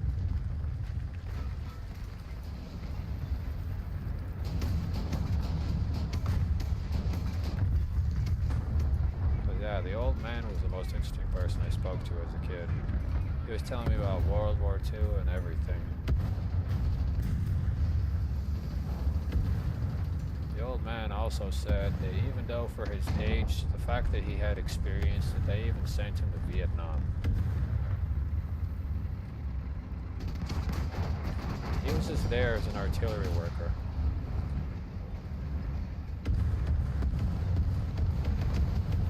All he had to do was shoot the artillery. But he said he was there and he saw a lot of things. He said the things you see there sometimes make you question not just brain function, but morals in general. But the dude told me a lot of things, like during the Vietnam War, there were a lot of planes that were left over, remnants of World War II, planes that were stolen, planes that were confiscated. You know, sometimes you'd find some of those planes crashed over. There are things that were over there, even in Vietnam, that some people didn't know. But to find a bygone era that is already gone, like to find a BF-109 that looked like it had freshly crashed 6 months ago, there were still remnants of like World War II still running around. And I'm just going to say remnants because I can't say exactly what it was that's still roaming around at that time. But there were still remnants of World War II still flying through the air. At first it made them question what it was, but it was there, but it wasn't there. Like the inside of the plane had already been robbed of its internal components. And whatever unlucky pilot that was there likely did not survive the jungle. The Vietnam jungle not only has panthers, but it has anacondas, including really, really huge mountain lions and obscenely absurd large tigers. So, the stories about massive big cats in Vietnam, that's a real thing. If you were out in the woods by yourself, which pretty much the whole thing was like a rainforest, but if you're out there by yourself, the odds of you getting ripped apart by a mountain lion or being torn up by a panther or being ripped apart by a tiger was 40% from 10 feet from the safe zone, which was, whatever base you were in. And even then, even with all the people inside of the base camp armed with machine guns and guns and all that stuff, you still had a 30% chance of being mauled to death by a wild animal. Because even with all those guns, there wasn't enough people to look around and observe everything. Sure, the artillery cannon fire scared away some of the animals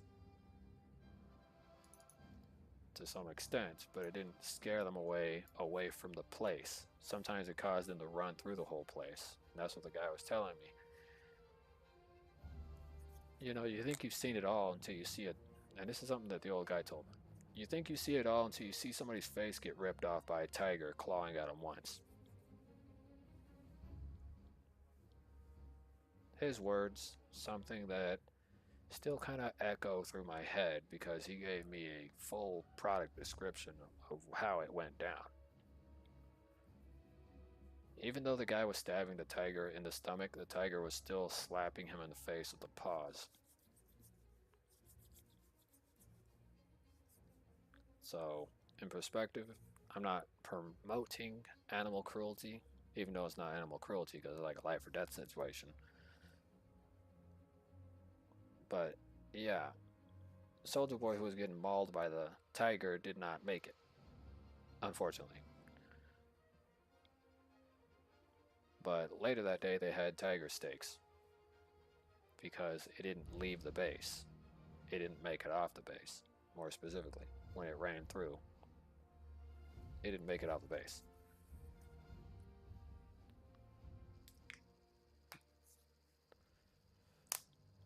The old man told me when he turned, and this is really weird, but I have no idea what age it was that he told me.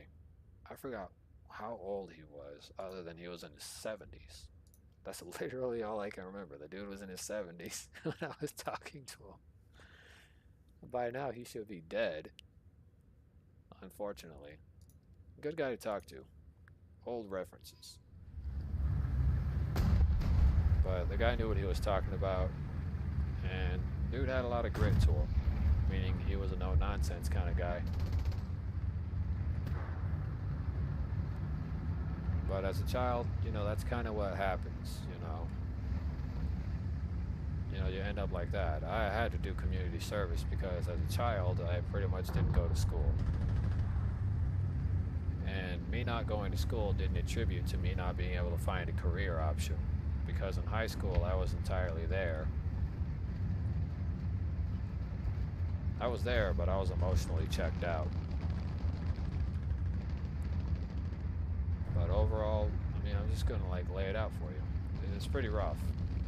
You think you've seen everything. And me, I thought I've seen everything. And I thought I've heard everything as a child. I would iterate some of the most outlandish things that have happened to me since I've encountered old folks in a retirement home. But I will tell you this.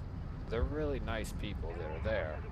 The war veterans who have seen war and combat and stuff in World War II, you're not going to see anything more gruesome than World War II. By the time, the Mesopotamian War happened, where America went to Mesopotamia and started demolishing everything over oil. During that Mesopotamian War, because that's what it's called, it's actually Mesopotamia, the entirety of those countries that literally are there by the Euphrates River. All those countries are part of Mesopotamia. This also includes Israel.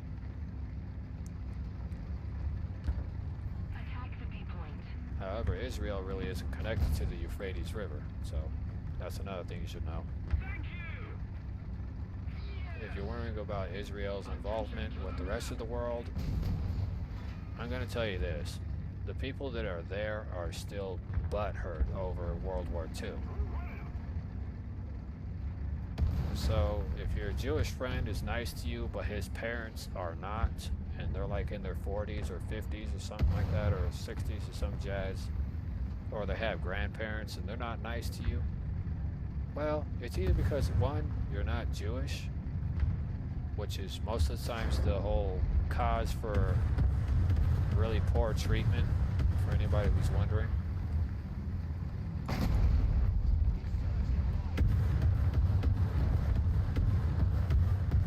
The cause for poor treatment from Jewish families and stuff is because, you know, you're not Jewish, you're not kosher. And that's something I will tell you now. Jewish families, if you're not Jewish and you're hanging out with a Jewish kid, you know,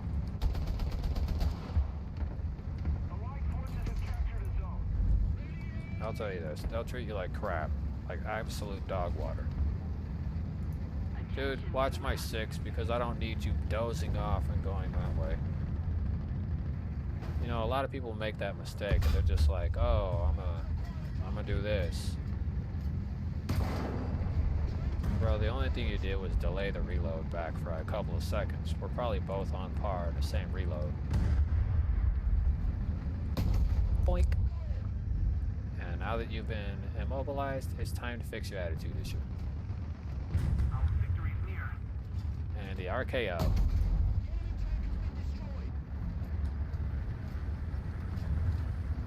By the way, that right there is the earliest Panther model. Before the Panther D was the Panther D, that right there was the Panther D.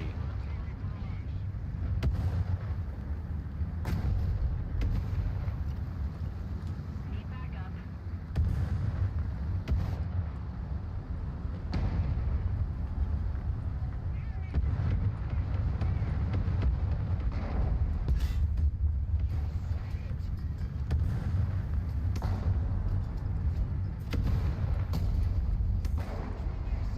Ooh, look at him. He completely forgot how that works. Okay, got rid of his drivers. Now to sploosh the inside of the cabin. I'm actually pretty thankful T-34-57 came by. The 57mm Zis cannon was a very reliable gun whenever it came to frontal assaults on some armored units. But not all armor was prone to its gun. Wow, that took a long time for that to detonate. Little known fact, if you know something about this map, which is I think is called Seversk 13, if you run around the map and you run over all the megaphones that are making sounds, you'll get an achievement called Propaganda.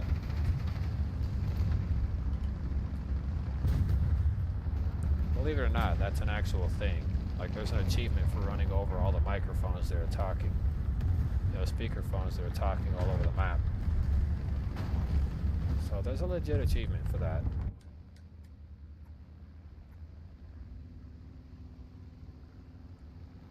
A little more effort and victory will be ours.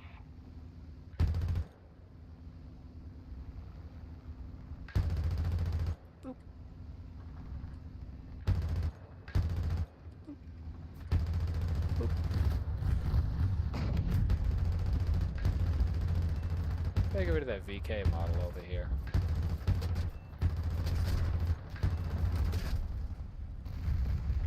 He's gonna blow up. Trust me. Boop. Come on, give me the boop. Ah, I didn't get him. Oh well. I better get off this car, because you can't get high centered on a vehicle, believe it or not.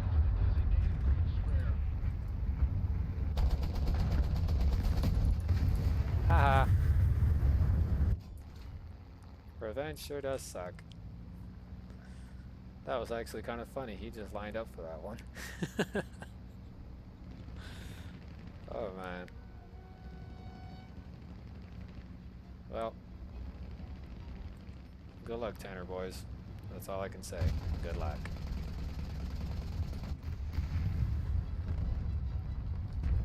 The T1, E1. Attention to the map! Okay. Let's try to get that. We'll use the landing flaps as a slowdown parameter.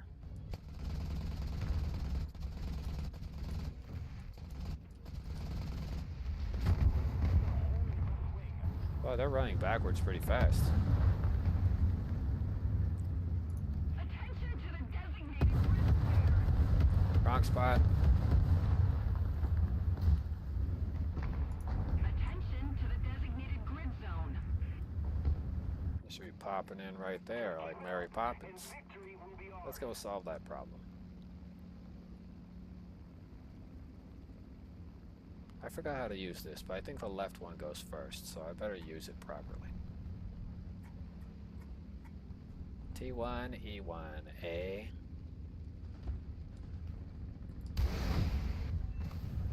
Yay! I got him.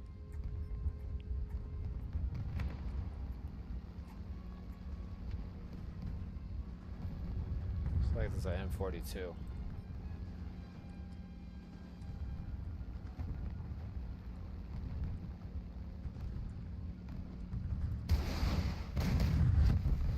Yeah, that was worth it. That was worth the self-destruct. Look at that. I think I KO'd 8 people this game. Yeah, 1 airplane and 7 tanks. Yay.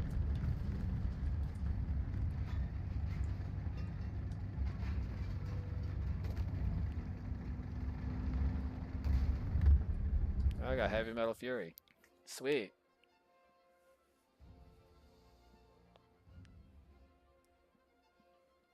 Whoa. Although I didn't get the wing breaker wager, which I think what I was aiming for. Look at that huge payout. Too bad I got no premium. I could earn the remaining 101,073 if I buy some premium. I could get it right now. You know, premium's like 40 bucks for like 90 days or 180 days. Unless they had a sale on premium, like $20 for 180 days, I'd throw away the cash for that. I got no deaths, I got a kill assist, zone captures, and I got ground target destructions, air target destructions. These are my rewards. Excuse me for a moment, I think I have to wake somebody up.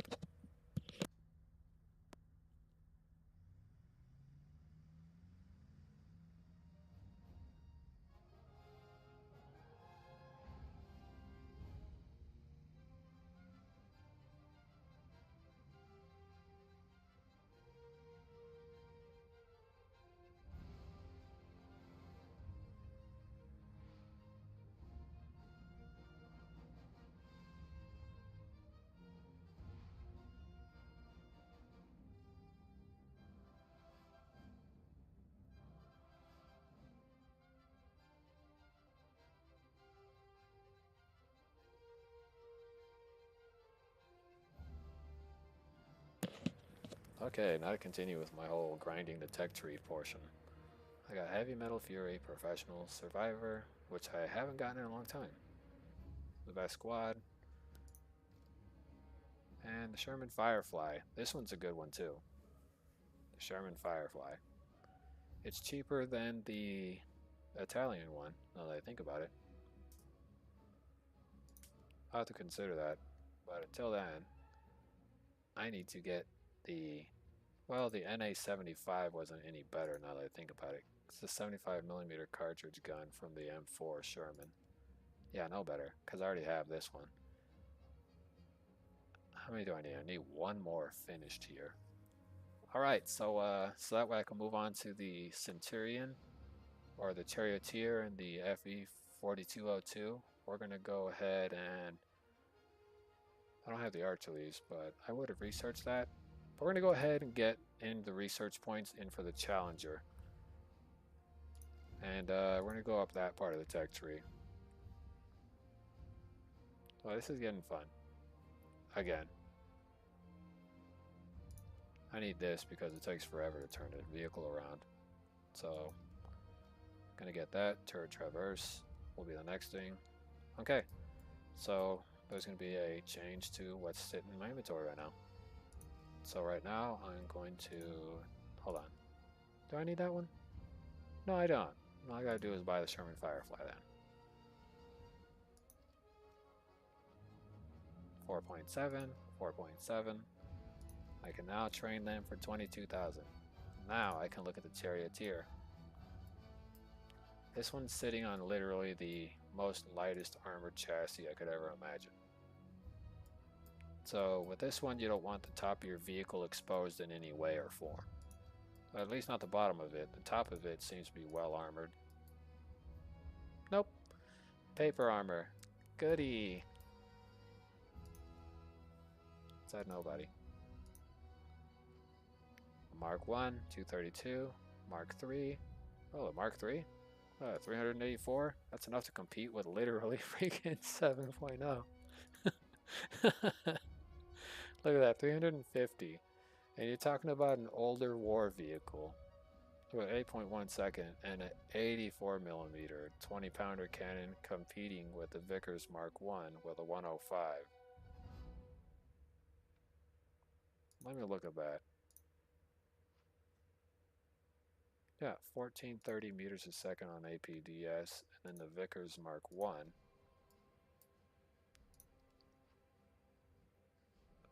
1478, only slightly faster versus the Charioteer. Yeah, literally slightly faster, but literally craptastic armor dimensions, like an armor penetration value. So I got the Firefly in my inventory. We're going to go ahead and put all the research for Charioteer. We're going to finish up the Churchill VII. So we're going to finish all the research with the Churchill.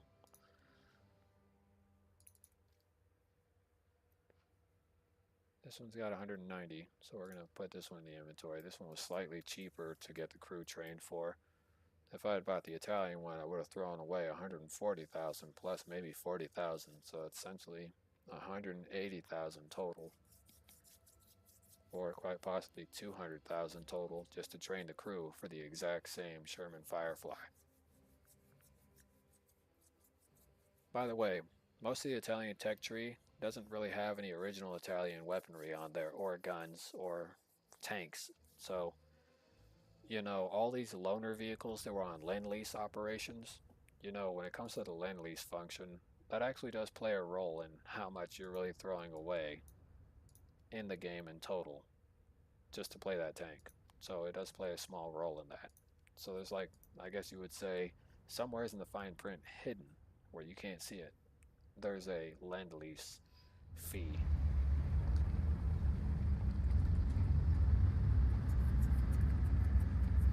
Because any tanks that were on Lend-Lease operation from any country to another country, any of those tanks pay a premium on their version for repair. Lend-Lease operation tanks are cheaper whenever the country earns the rights or has the right to produce the parts. That's what would make it cheaper for repairs. So a tank will be a lot cheaper to use if the Lend-Lease nation that gave it to them in the beginning gave them the right to manufacture them. So that Lend-Lease vehicle will receive like a buff or debuff, reduction in price cost for repairs, where countries that didn't have the rights to manufacture the parts or the vehicle parts or even the tank itself, so those countries would likely pay a higher price. Like the Churchills and stuff like that, these armored vehicles,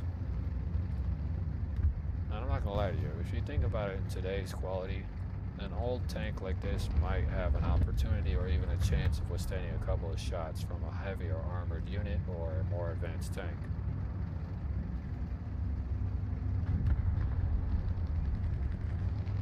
Personally, if I had an opportunity to have a village protected by tanks, I'd probably have a bunch of these, because they might be able to swallow some rocket launcher blasts.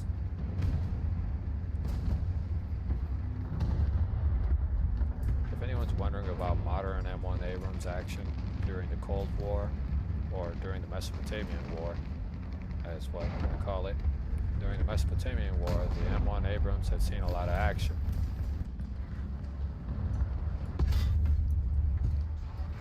Ooh, I took out the loader.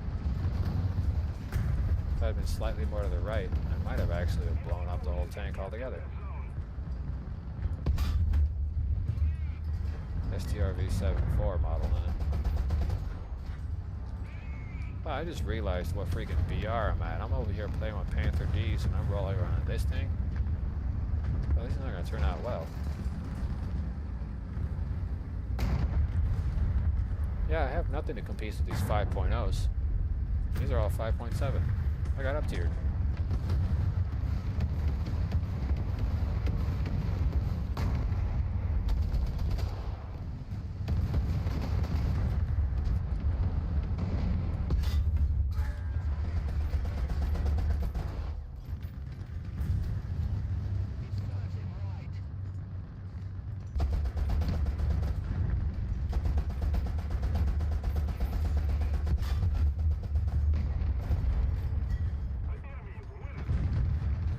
I know if I get shot once by the T-3485, it's gonna be like popping open a can.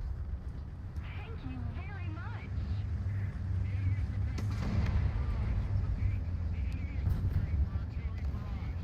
For mercy.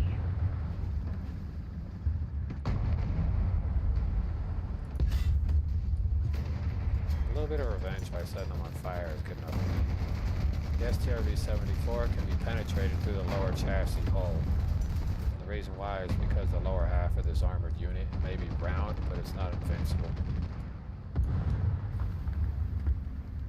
Plus, I think it has only 64 millimeters of armor coverage on its round chassis on the bottom, or I think it's 34.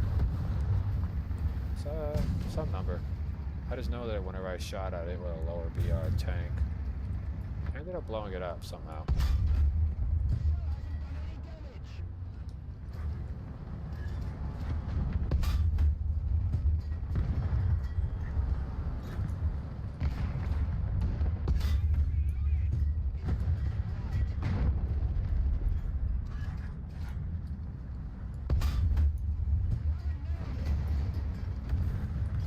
I don't know how the Panther D didn't just go through that guy like cheese.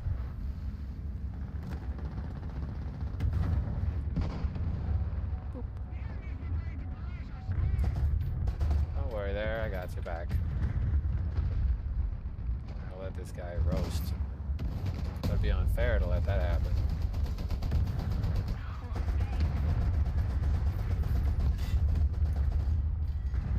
And there goes the transmission.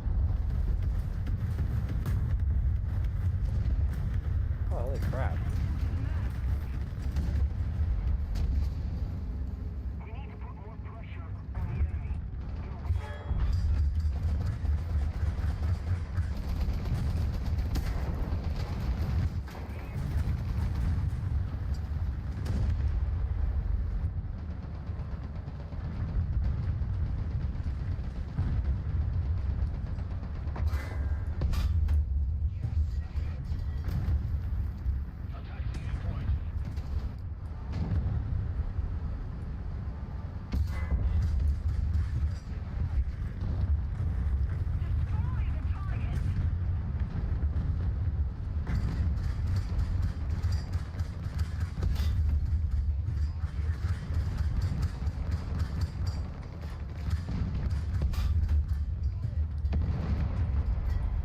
Couldn't have him going somewheres.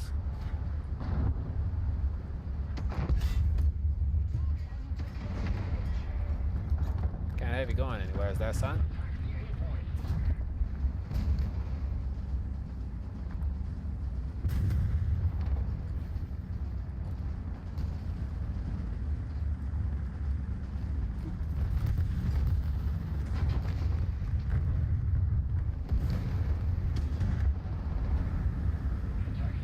There we go. Now move the dead body out of the way so that way he can shoot him.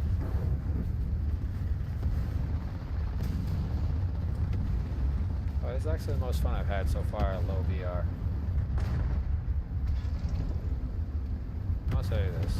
If you're gonna invest in a KV-1, invest in one that doesn't have a flat bottom. Because the flat part, the driver's side, is easily penetratable and can result in an instant gasoline fire, causing the whole vehicle to explode in one shot. So if you're wondering if the longevity of the KV-1 is versatile, always put the rear of the vehicle before the front of the vehicle. Although you'll get to the battlefield slower, you'll have better protection.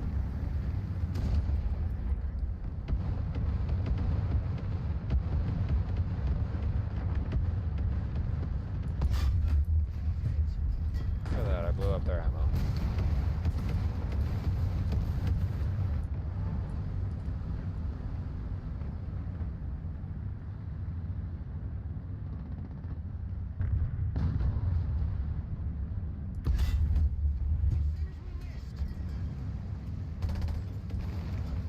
Yo, Panther D, I know you want to stay alive, dude, but sitting this close parked to me with your ammo rack likely being full will result in a chain reaction explosion. Attack the enemy.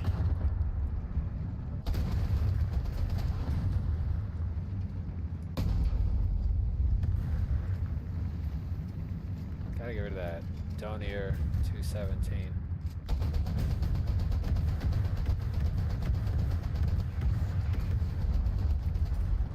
Well, at least I got credit for the aircraft destruction. That's good enough for me.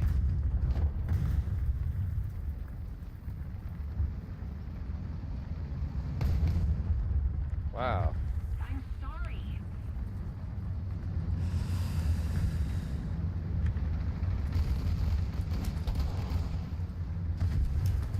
Yeah, I'm okay.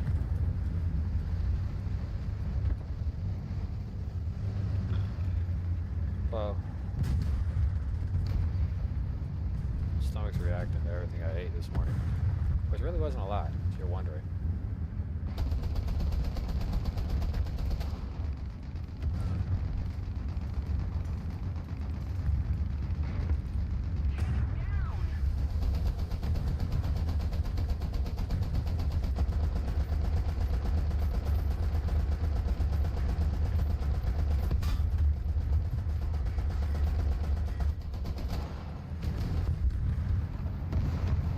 Well, I'm not sure if that did the trick. But I know those bombs came down.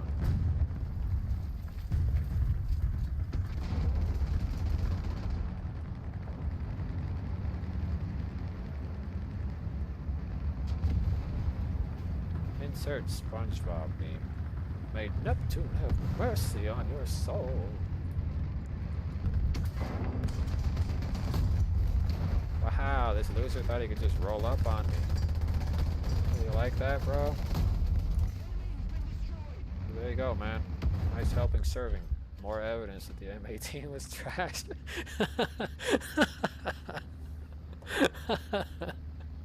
That was so unfair. That was literally so unfair for that little thing.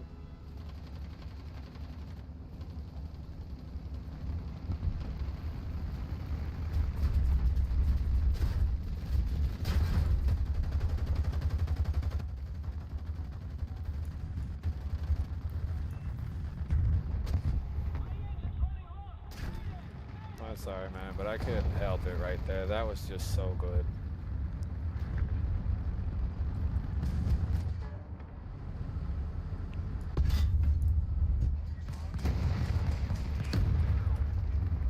Attention to the designated grid square. Need backup.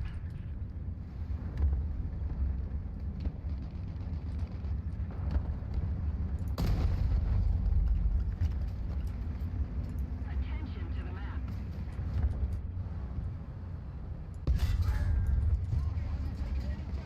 Yeah, good luck there, buddy.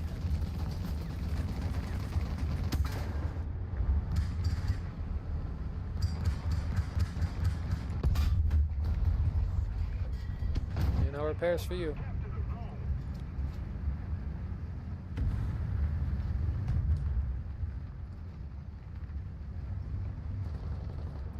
I better regroup.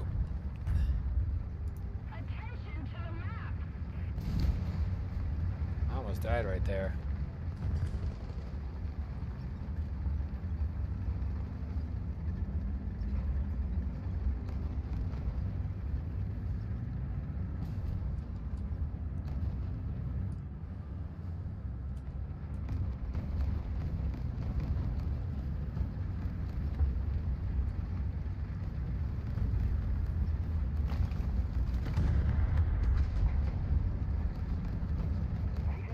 Okay, these guys are a little distracted.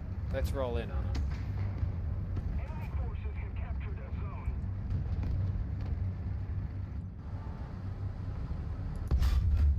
There we go. Took out the PT-76. Oh, this is going to be some really good XP for that tank I'm researching. That depends. Did I reset the research portion? I hope I did.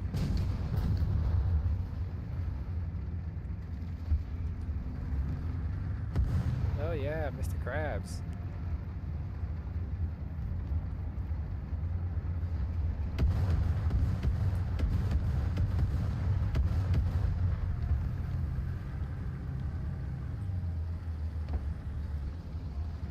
Allied forces have captured a zone. Oh man, that was like close survival.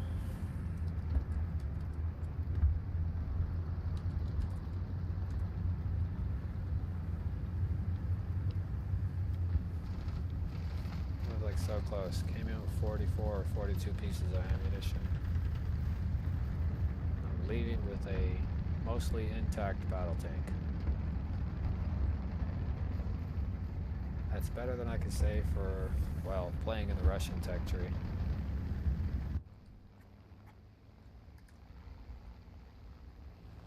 Oh, I got first place too. Never seen that airplane before. Let's see what XP Wobbly made.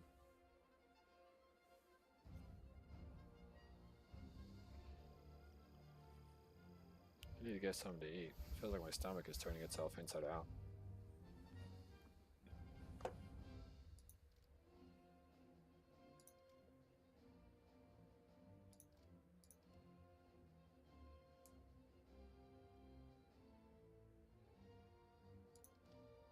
That'll be important, getting more horsepower into the engine.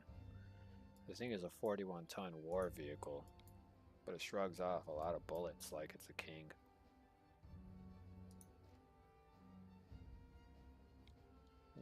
British tanks do have their place. Oh, I can research the Ratel 90 now. That'll be helpful at 6.0.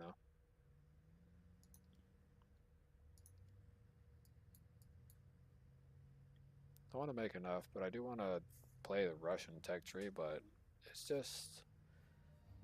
it's fire. And not the good fire. But I wonder if anybody's still watching.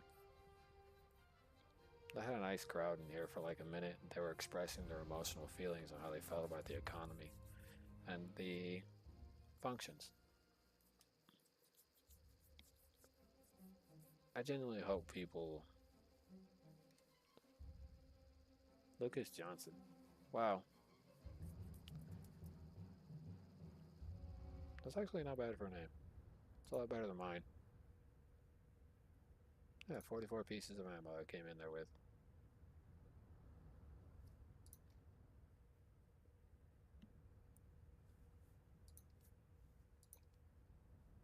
It's like the same old 44. Might not be the same results.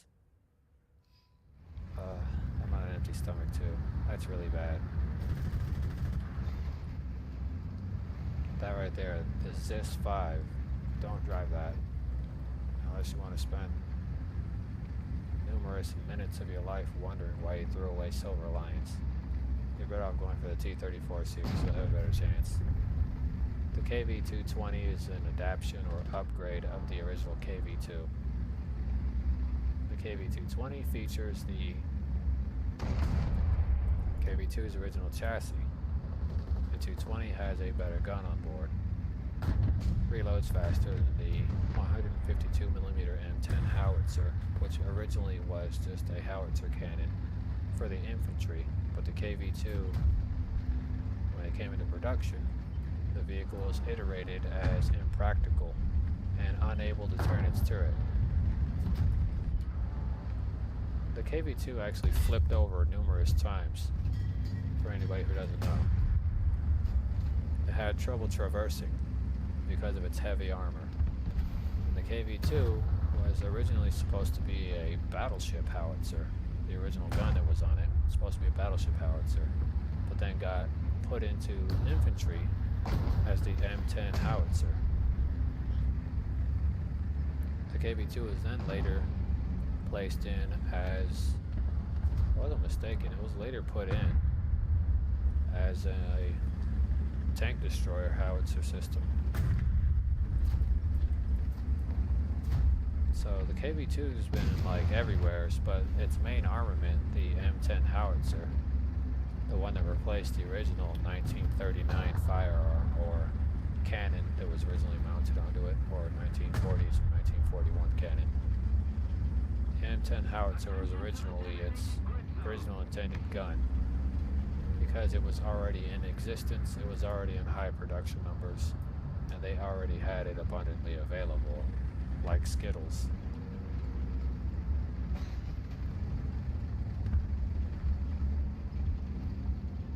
So the M10 howitzer was abundant like Skittles. There was a lot of it during World War II.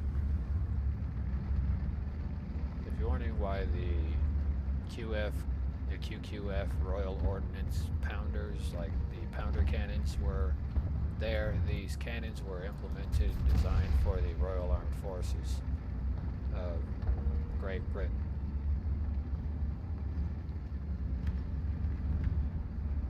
If you go to Britannia, which is the real utter name of the entirety of the country as a whole, it's called Britannia. If you go to Britannia today, and you go during their historical times or historic, like their version of Independence Day, you might get to see the QQF 17 or even 20 pounder cannons get loaded up and fired. You might also see their old artilleries get loaded up and then fired, which is like the British way of doing the celebratory salute to the soldiers who gave their lives during the war.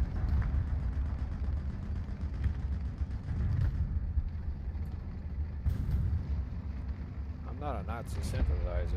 Well, I can't say that, but I'm not a sympathizer for the German armed forces and stuff like that. But I do know what I see, and I do know what I see. So I do know what I see, and I do know what I hear, and the data I study.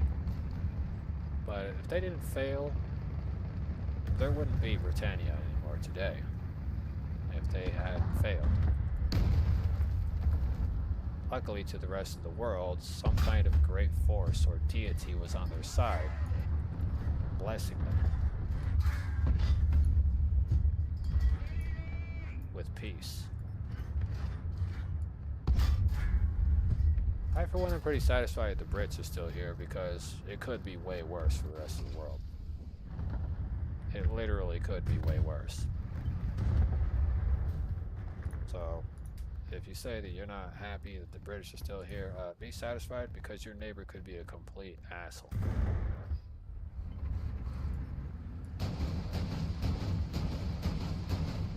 Like, you think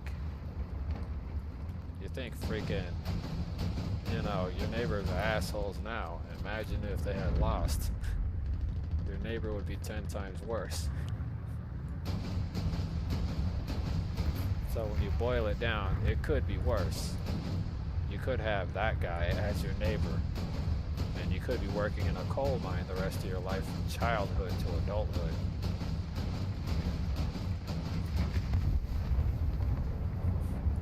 So, be satisfied you got the Brits, because it could literally be way worse. At least when it comes to the British people, they'll tell you right to your face that they're lying and what they're going to do to you, rather than beat around the bush and then do it. In America, they'll lie to you right to your face, then throw it in your face 8 minutes later that they did it, and screw you, then pee on you. So, essentially, that's what America does. They'll lie to you right to your face, and they'll tell you they did, and that they never intended anything anyways. Like, there are people, even top brass members, who overstep their boundaries in the United States. And I will tell you that now. There are people associated with top brass in the United States Armed Forces that overstep their boundaries, especially whenever it comes to emissaries of peace.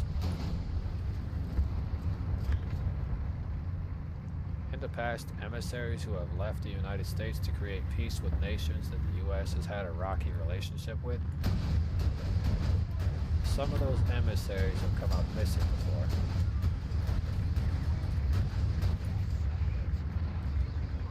So if you think the United States didn't try to create peace at some point, they actually have tried.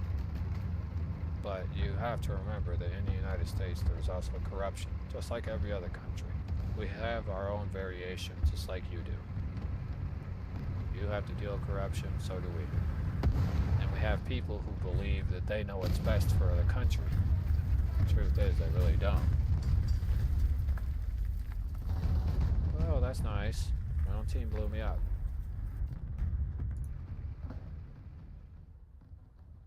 But yeah, there are top brass officials who are very corrupt and believe that they have a right to dictate what country gets to experience peace with the United States, like it's a cherished privilege.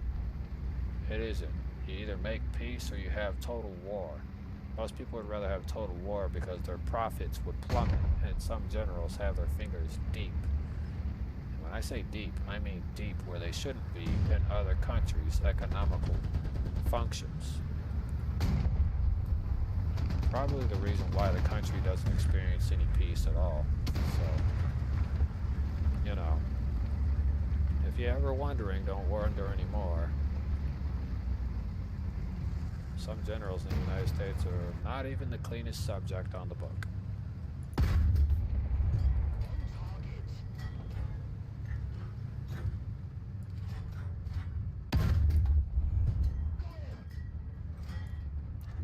Wow, I can't believe this thing's just chewing through that guy. It's like chewing a piece of meat. It's like biting into the world's juiciest steak. It's just chewing into that guy like there's no tomorrow.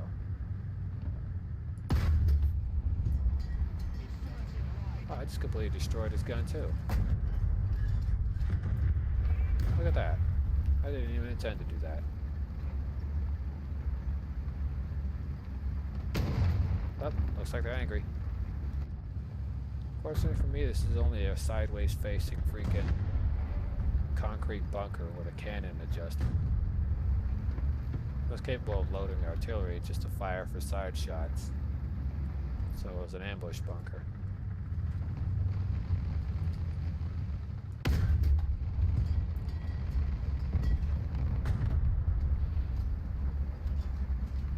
Fortunately, I carried around a small amount of bullets. Well, this thing even has a first stage ammunition stowage. That means the standardized reload would probably be 12 seconds then.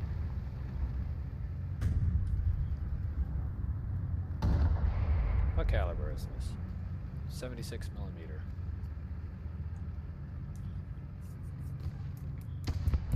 Holy crap, did you see that? It just deleted that dude.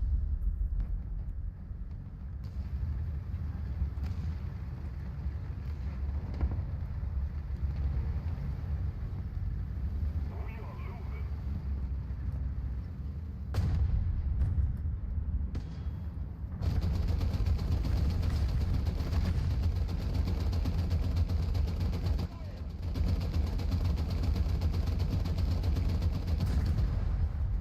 Should crash into the floor in a moment now.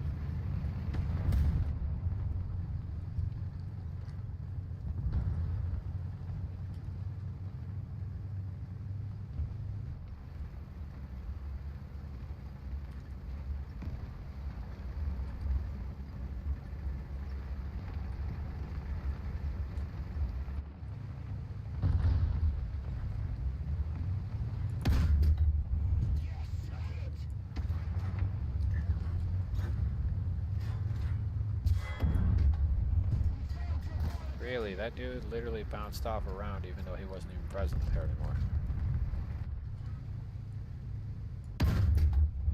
What the hell is that? It literally missed the entirety of the lower half of that dude's chassis.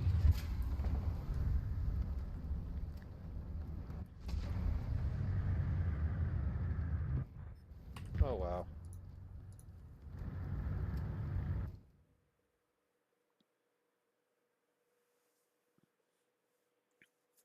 Don't know if I should play it or if I should just leave the house and get something to eat because my stomach is really chewing the inside of itself out.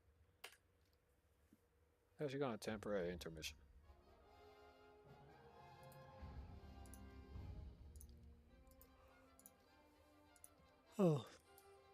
Overall, my experience with the Sherman Firefly, would I recommend it? Yeah, I would. If you want a hard hitter, Sherman Firefly all the way. There you go. It says it's got a first stage ammo storage, but I do not see it. It says there's 5 pieces. I assume these are the 5 pieces.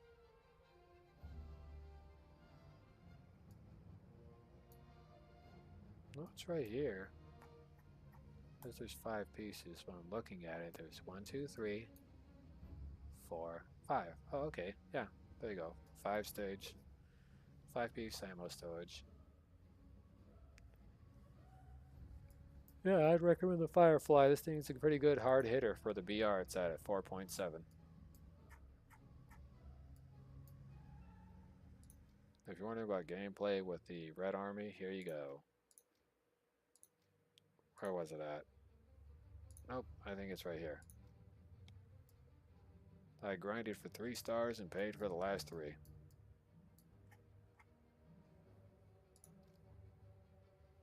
Although it does 66 millimeters of armor penetration, this thing will not hit anything within 500 meters of you. So if it's at 500 meters between you and them, meaning 0.50 kilometers, which I think it's 0.50 or I think it's 0.13 kilometers of you, you're not going to hit anything because the round's going to fly straight over them. So there's literally a drop delay, and I will literally show you that drop delay. Because I tried using this at its own BR that it was designated for, and it's just way too close for use. Look at that. You're not hitting anything unless it's within a freaking 1.5 kilometers of you. Like, look at this. You see the Ferdinand way back there?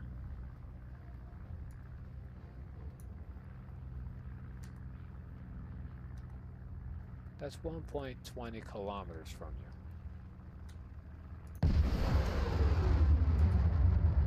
Look at that. The thing is already hitting at 800 meters. If I raise it to 100 meters,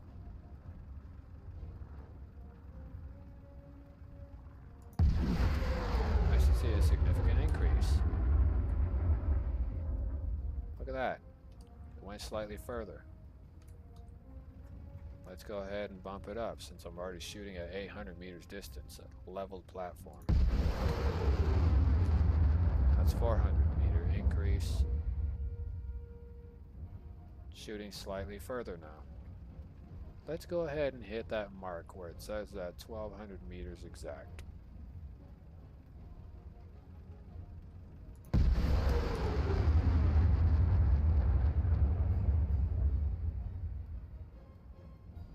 Nope. I gotta lose 200 meters, so it's a 200 meter issue.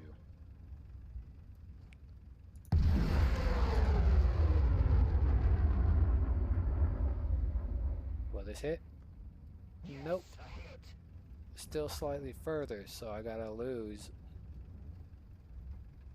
50 meters. So it's 250 meter margin of error when shooting at a target at leveled platform. So if you're at 250, fire it up.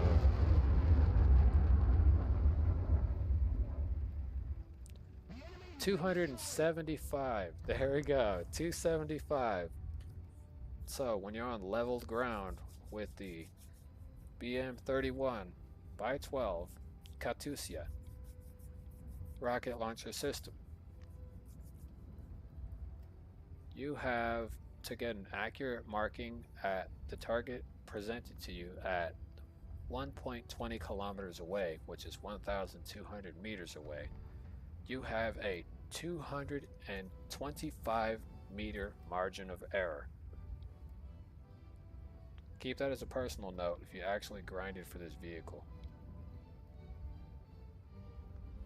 which I need to mark it down myself.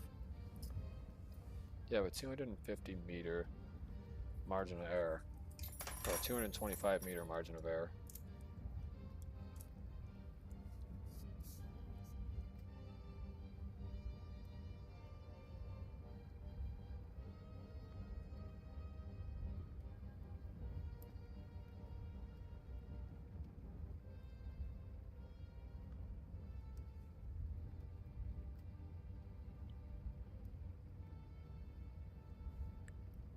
So it's 225 meters you have to subtract from the initial target if you want to hit it direct.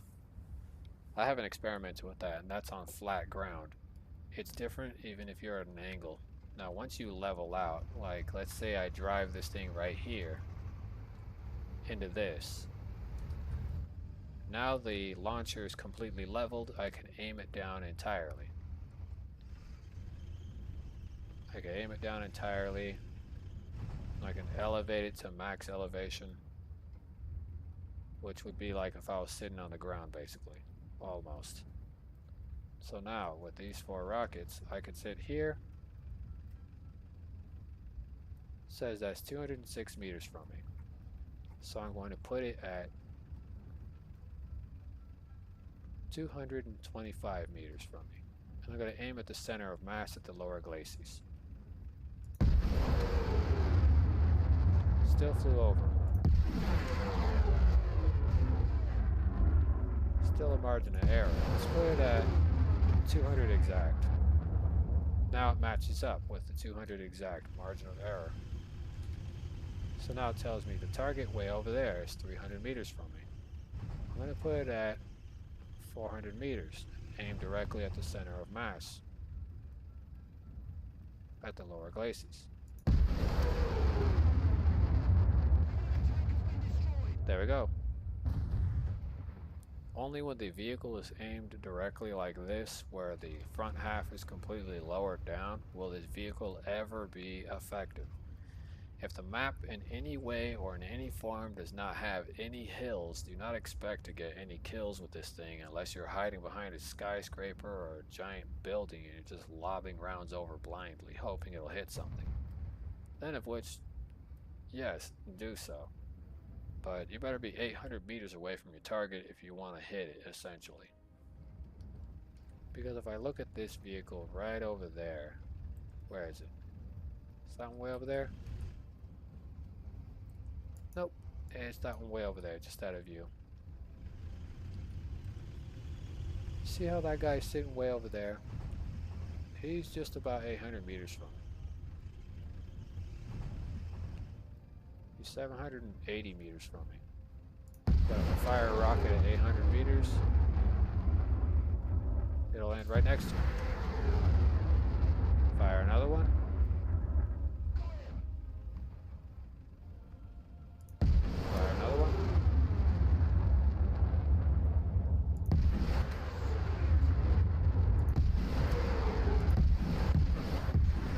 Let's just throw it off. But you see what I'm telling you? Do you see the elevation of angle? I'm 20 degrees lower than when I started. So if you're 20 degrees lower in the front, then you'll have perfect aim accuracy. But you gotta add that 20 degrees, or 20.2 degrees, because it's 225 margin of error. So if you're sitting flat like that, you're shooting at 800 meters, or 750 exact, aimed flat on a flat surface. So your target needs to be 750 meters between you and him. And you need to adjust for the margin of error in order to really hit your target. So unless your vehicle is bent at a 20-degree angle downward on a hill that's slightly steep, or even 10 degrees, it'll give you a better chance at better reliable accuracy. Alright, where's Great Britain? I'm going to play one more round. For anybody who's learning something from this, take it into consideration. The only rocket launcher you'll ever have a decent chance with is the BM-31 model. Not the 31, but I think it's the BM-12x31, which is on the T-60 chassis. That's the only version of the Katusia you'll ever have perfect 100% accuracy with. And personally, I love it whenever I get test drives of that little vehicle, because I take it into the top tier and I just go ham on larger vehicles. Because I could blow off ERA off of them, I can knock off numerous things that are important for their defense, and especially when it comes to the Leopards. If I can knock off the Arrowhead armor and the protection layers that are on it, it'll reduce some of their protective capabilities and their ability to shrug off rounds. Now, for those of you who are wondering, the ERA blocks that are on there, including the add-on armor, and if you're wondering about Leopard tanks and you're wondering about all that, like they call it Arrowhead armor and stuff like that. All that armor is like that. If you have the C2A1, you have the Mexus armor upgraded version of the Leopard A1A1. So the C2A1 is only featuring the Mexus armor upgrade, which stands for Modular Expansive. I think it's Modular Expansive Armor Upgrade, or Armor Application. Or no, it's Modular Expansive Armor System, meaning that it's modular armor, like composite screening being added to a vehicle to extend its service life. Mexus was replaced by a different type of armor. However, you can still buy Mexus or modular expansive armor upgrades for any vehicle or armored tank that you have in your repertoire in the real world. You can also buy Mexus armor for cars. So if you want to have protection on your everyday commuter car, you can buy the Mexus armor upgrade for your vehicle. It's not entirely off limits to the general public. You can still get it for your personal car. So if you thought that Mexus is strictly for military use only, nope. You can buy the stuff for your personal everyday car. So you can turn your Honda Civic into a tank if you wanted to. So there you go. For anybody who's wondering, you can still buy Mexus armor upgrade kits, or you could buy the replacement for Mexus armor, and it will give you access to the newest armor, but at a slightly steeper price.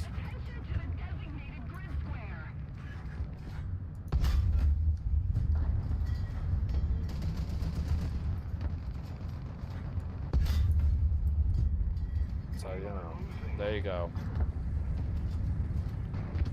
The company that created Mexus armor upgrades, or those kind of armor applications, was, I believe, General Dynamics. You would need to contact General Dynamics if you wanted to add like expansive armor kits or composite screenings to the doors of your vehicle.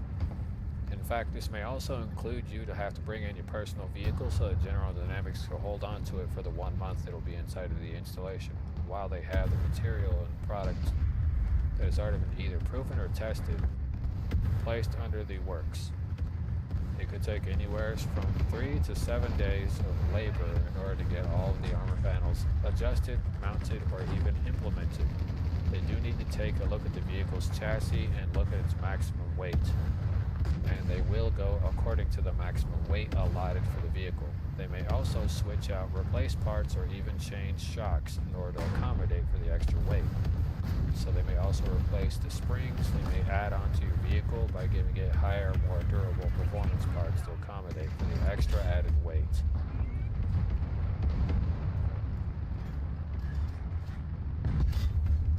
Why does it keep shooting over it? It's supposed to hit it direct. What are you, dumb?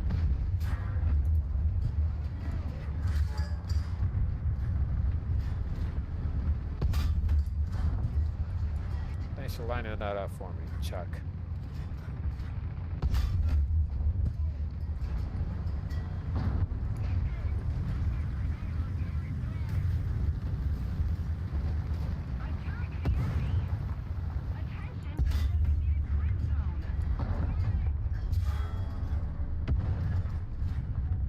Boink. I won't let him win. Oh, they robbed me of my Dornatos Locos Tacos.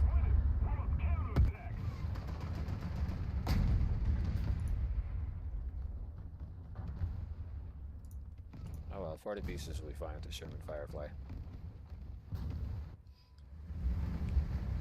I gotta make something to eat.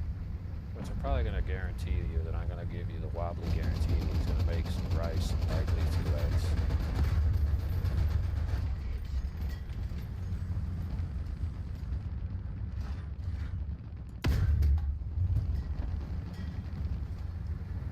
So, you know, you're gonna get that wobbly guarantee on rice and eggs. Attention to the map. Steak and eggs and steak. Uh-oh, looks like I'm lagging.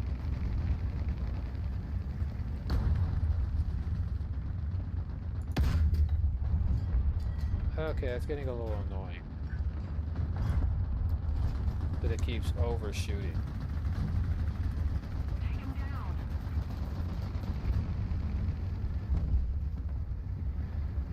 I don't have any food in this room like that, and there just seems to be a single fly.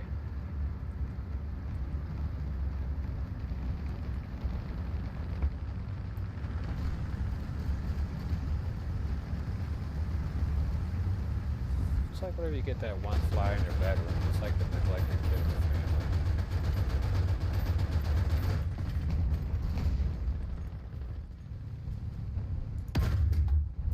family. Ooh, I just freaking slapped that right there, man. Look at that. Just slapping it in there. No, I'm not remaining sideways so that way that dummy can get a free shot off on me.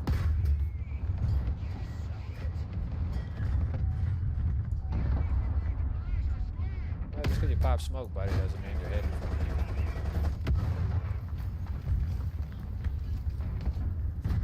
Oh, there goes the tank I'm grinding for.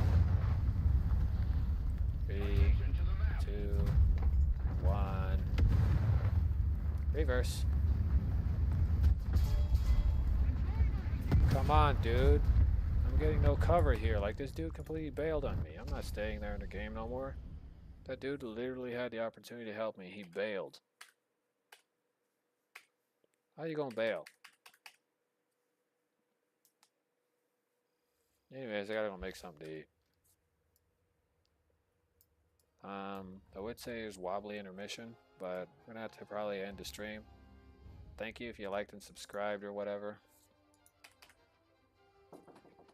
I'll see you guys later. Goodbye. Enjoy your wobbly days. Thanks for liking and subscribing and stopping by. Bye-bye.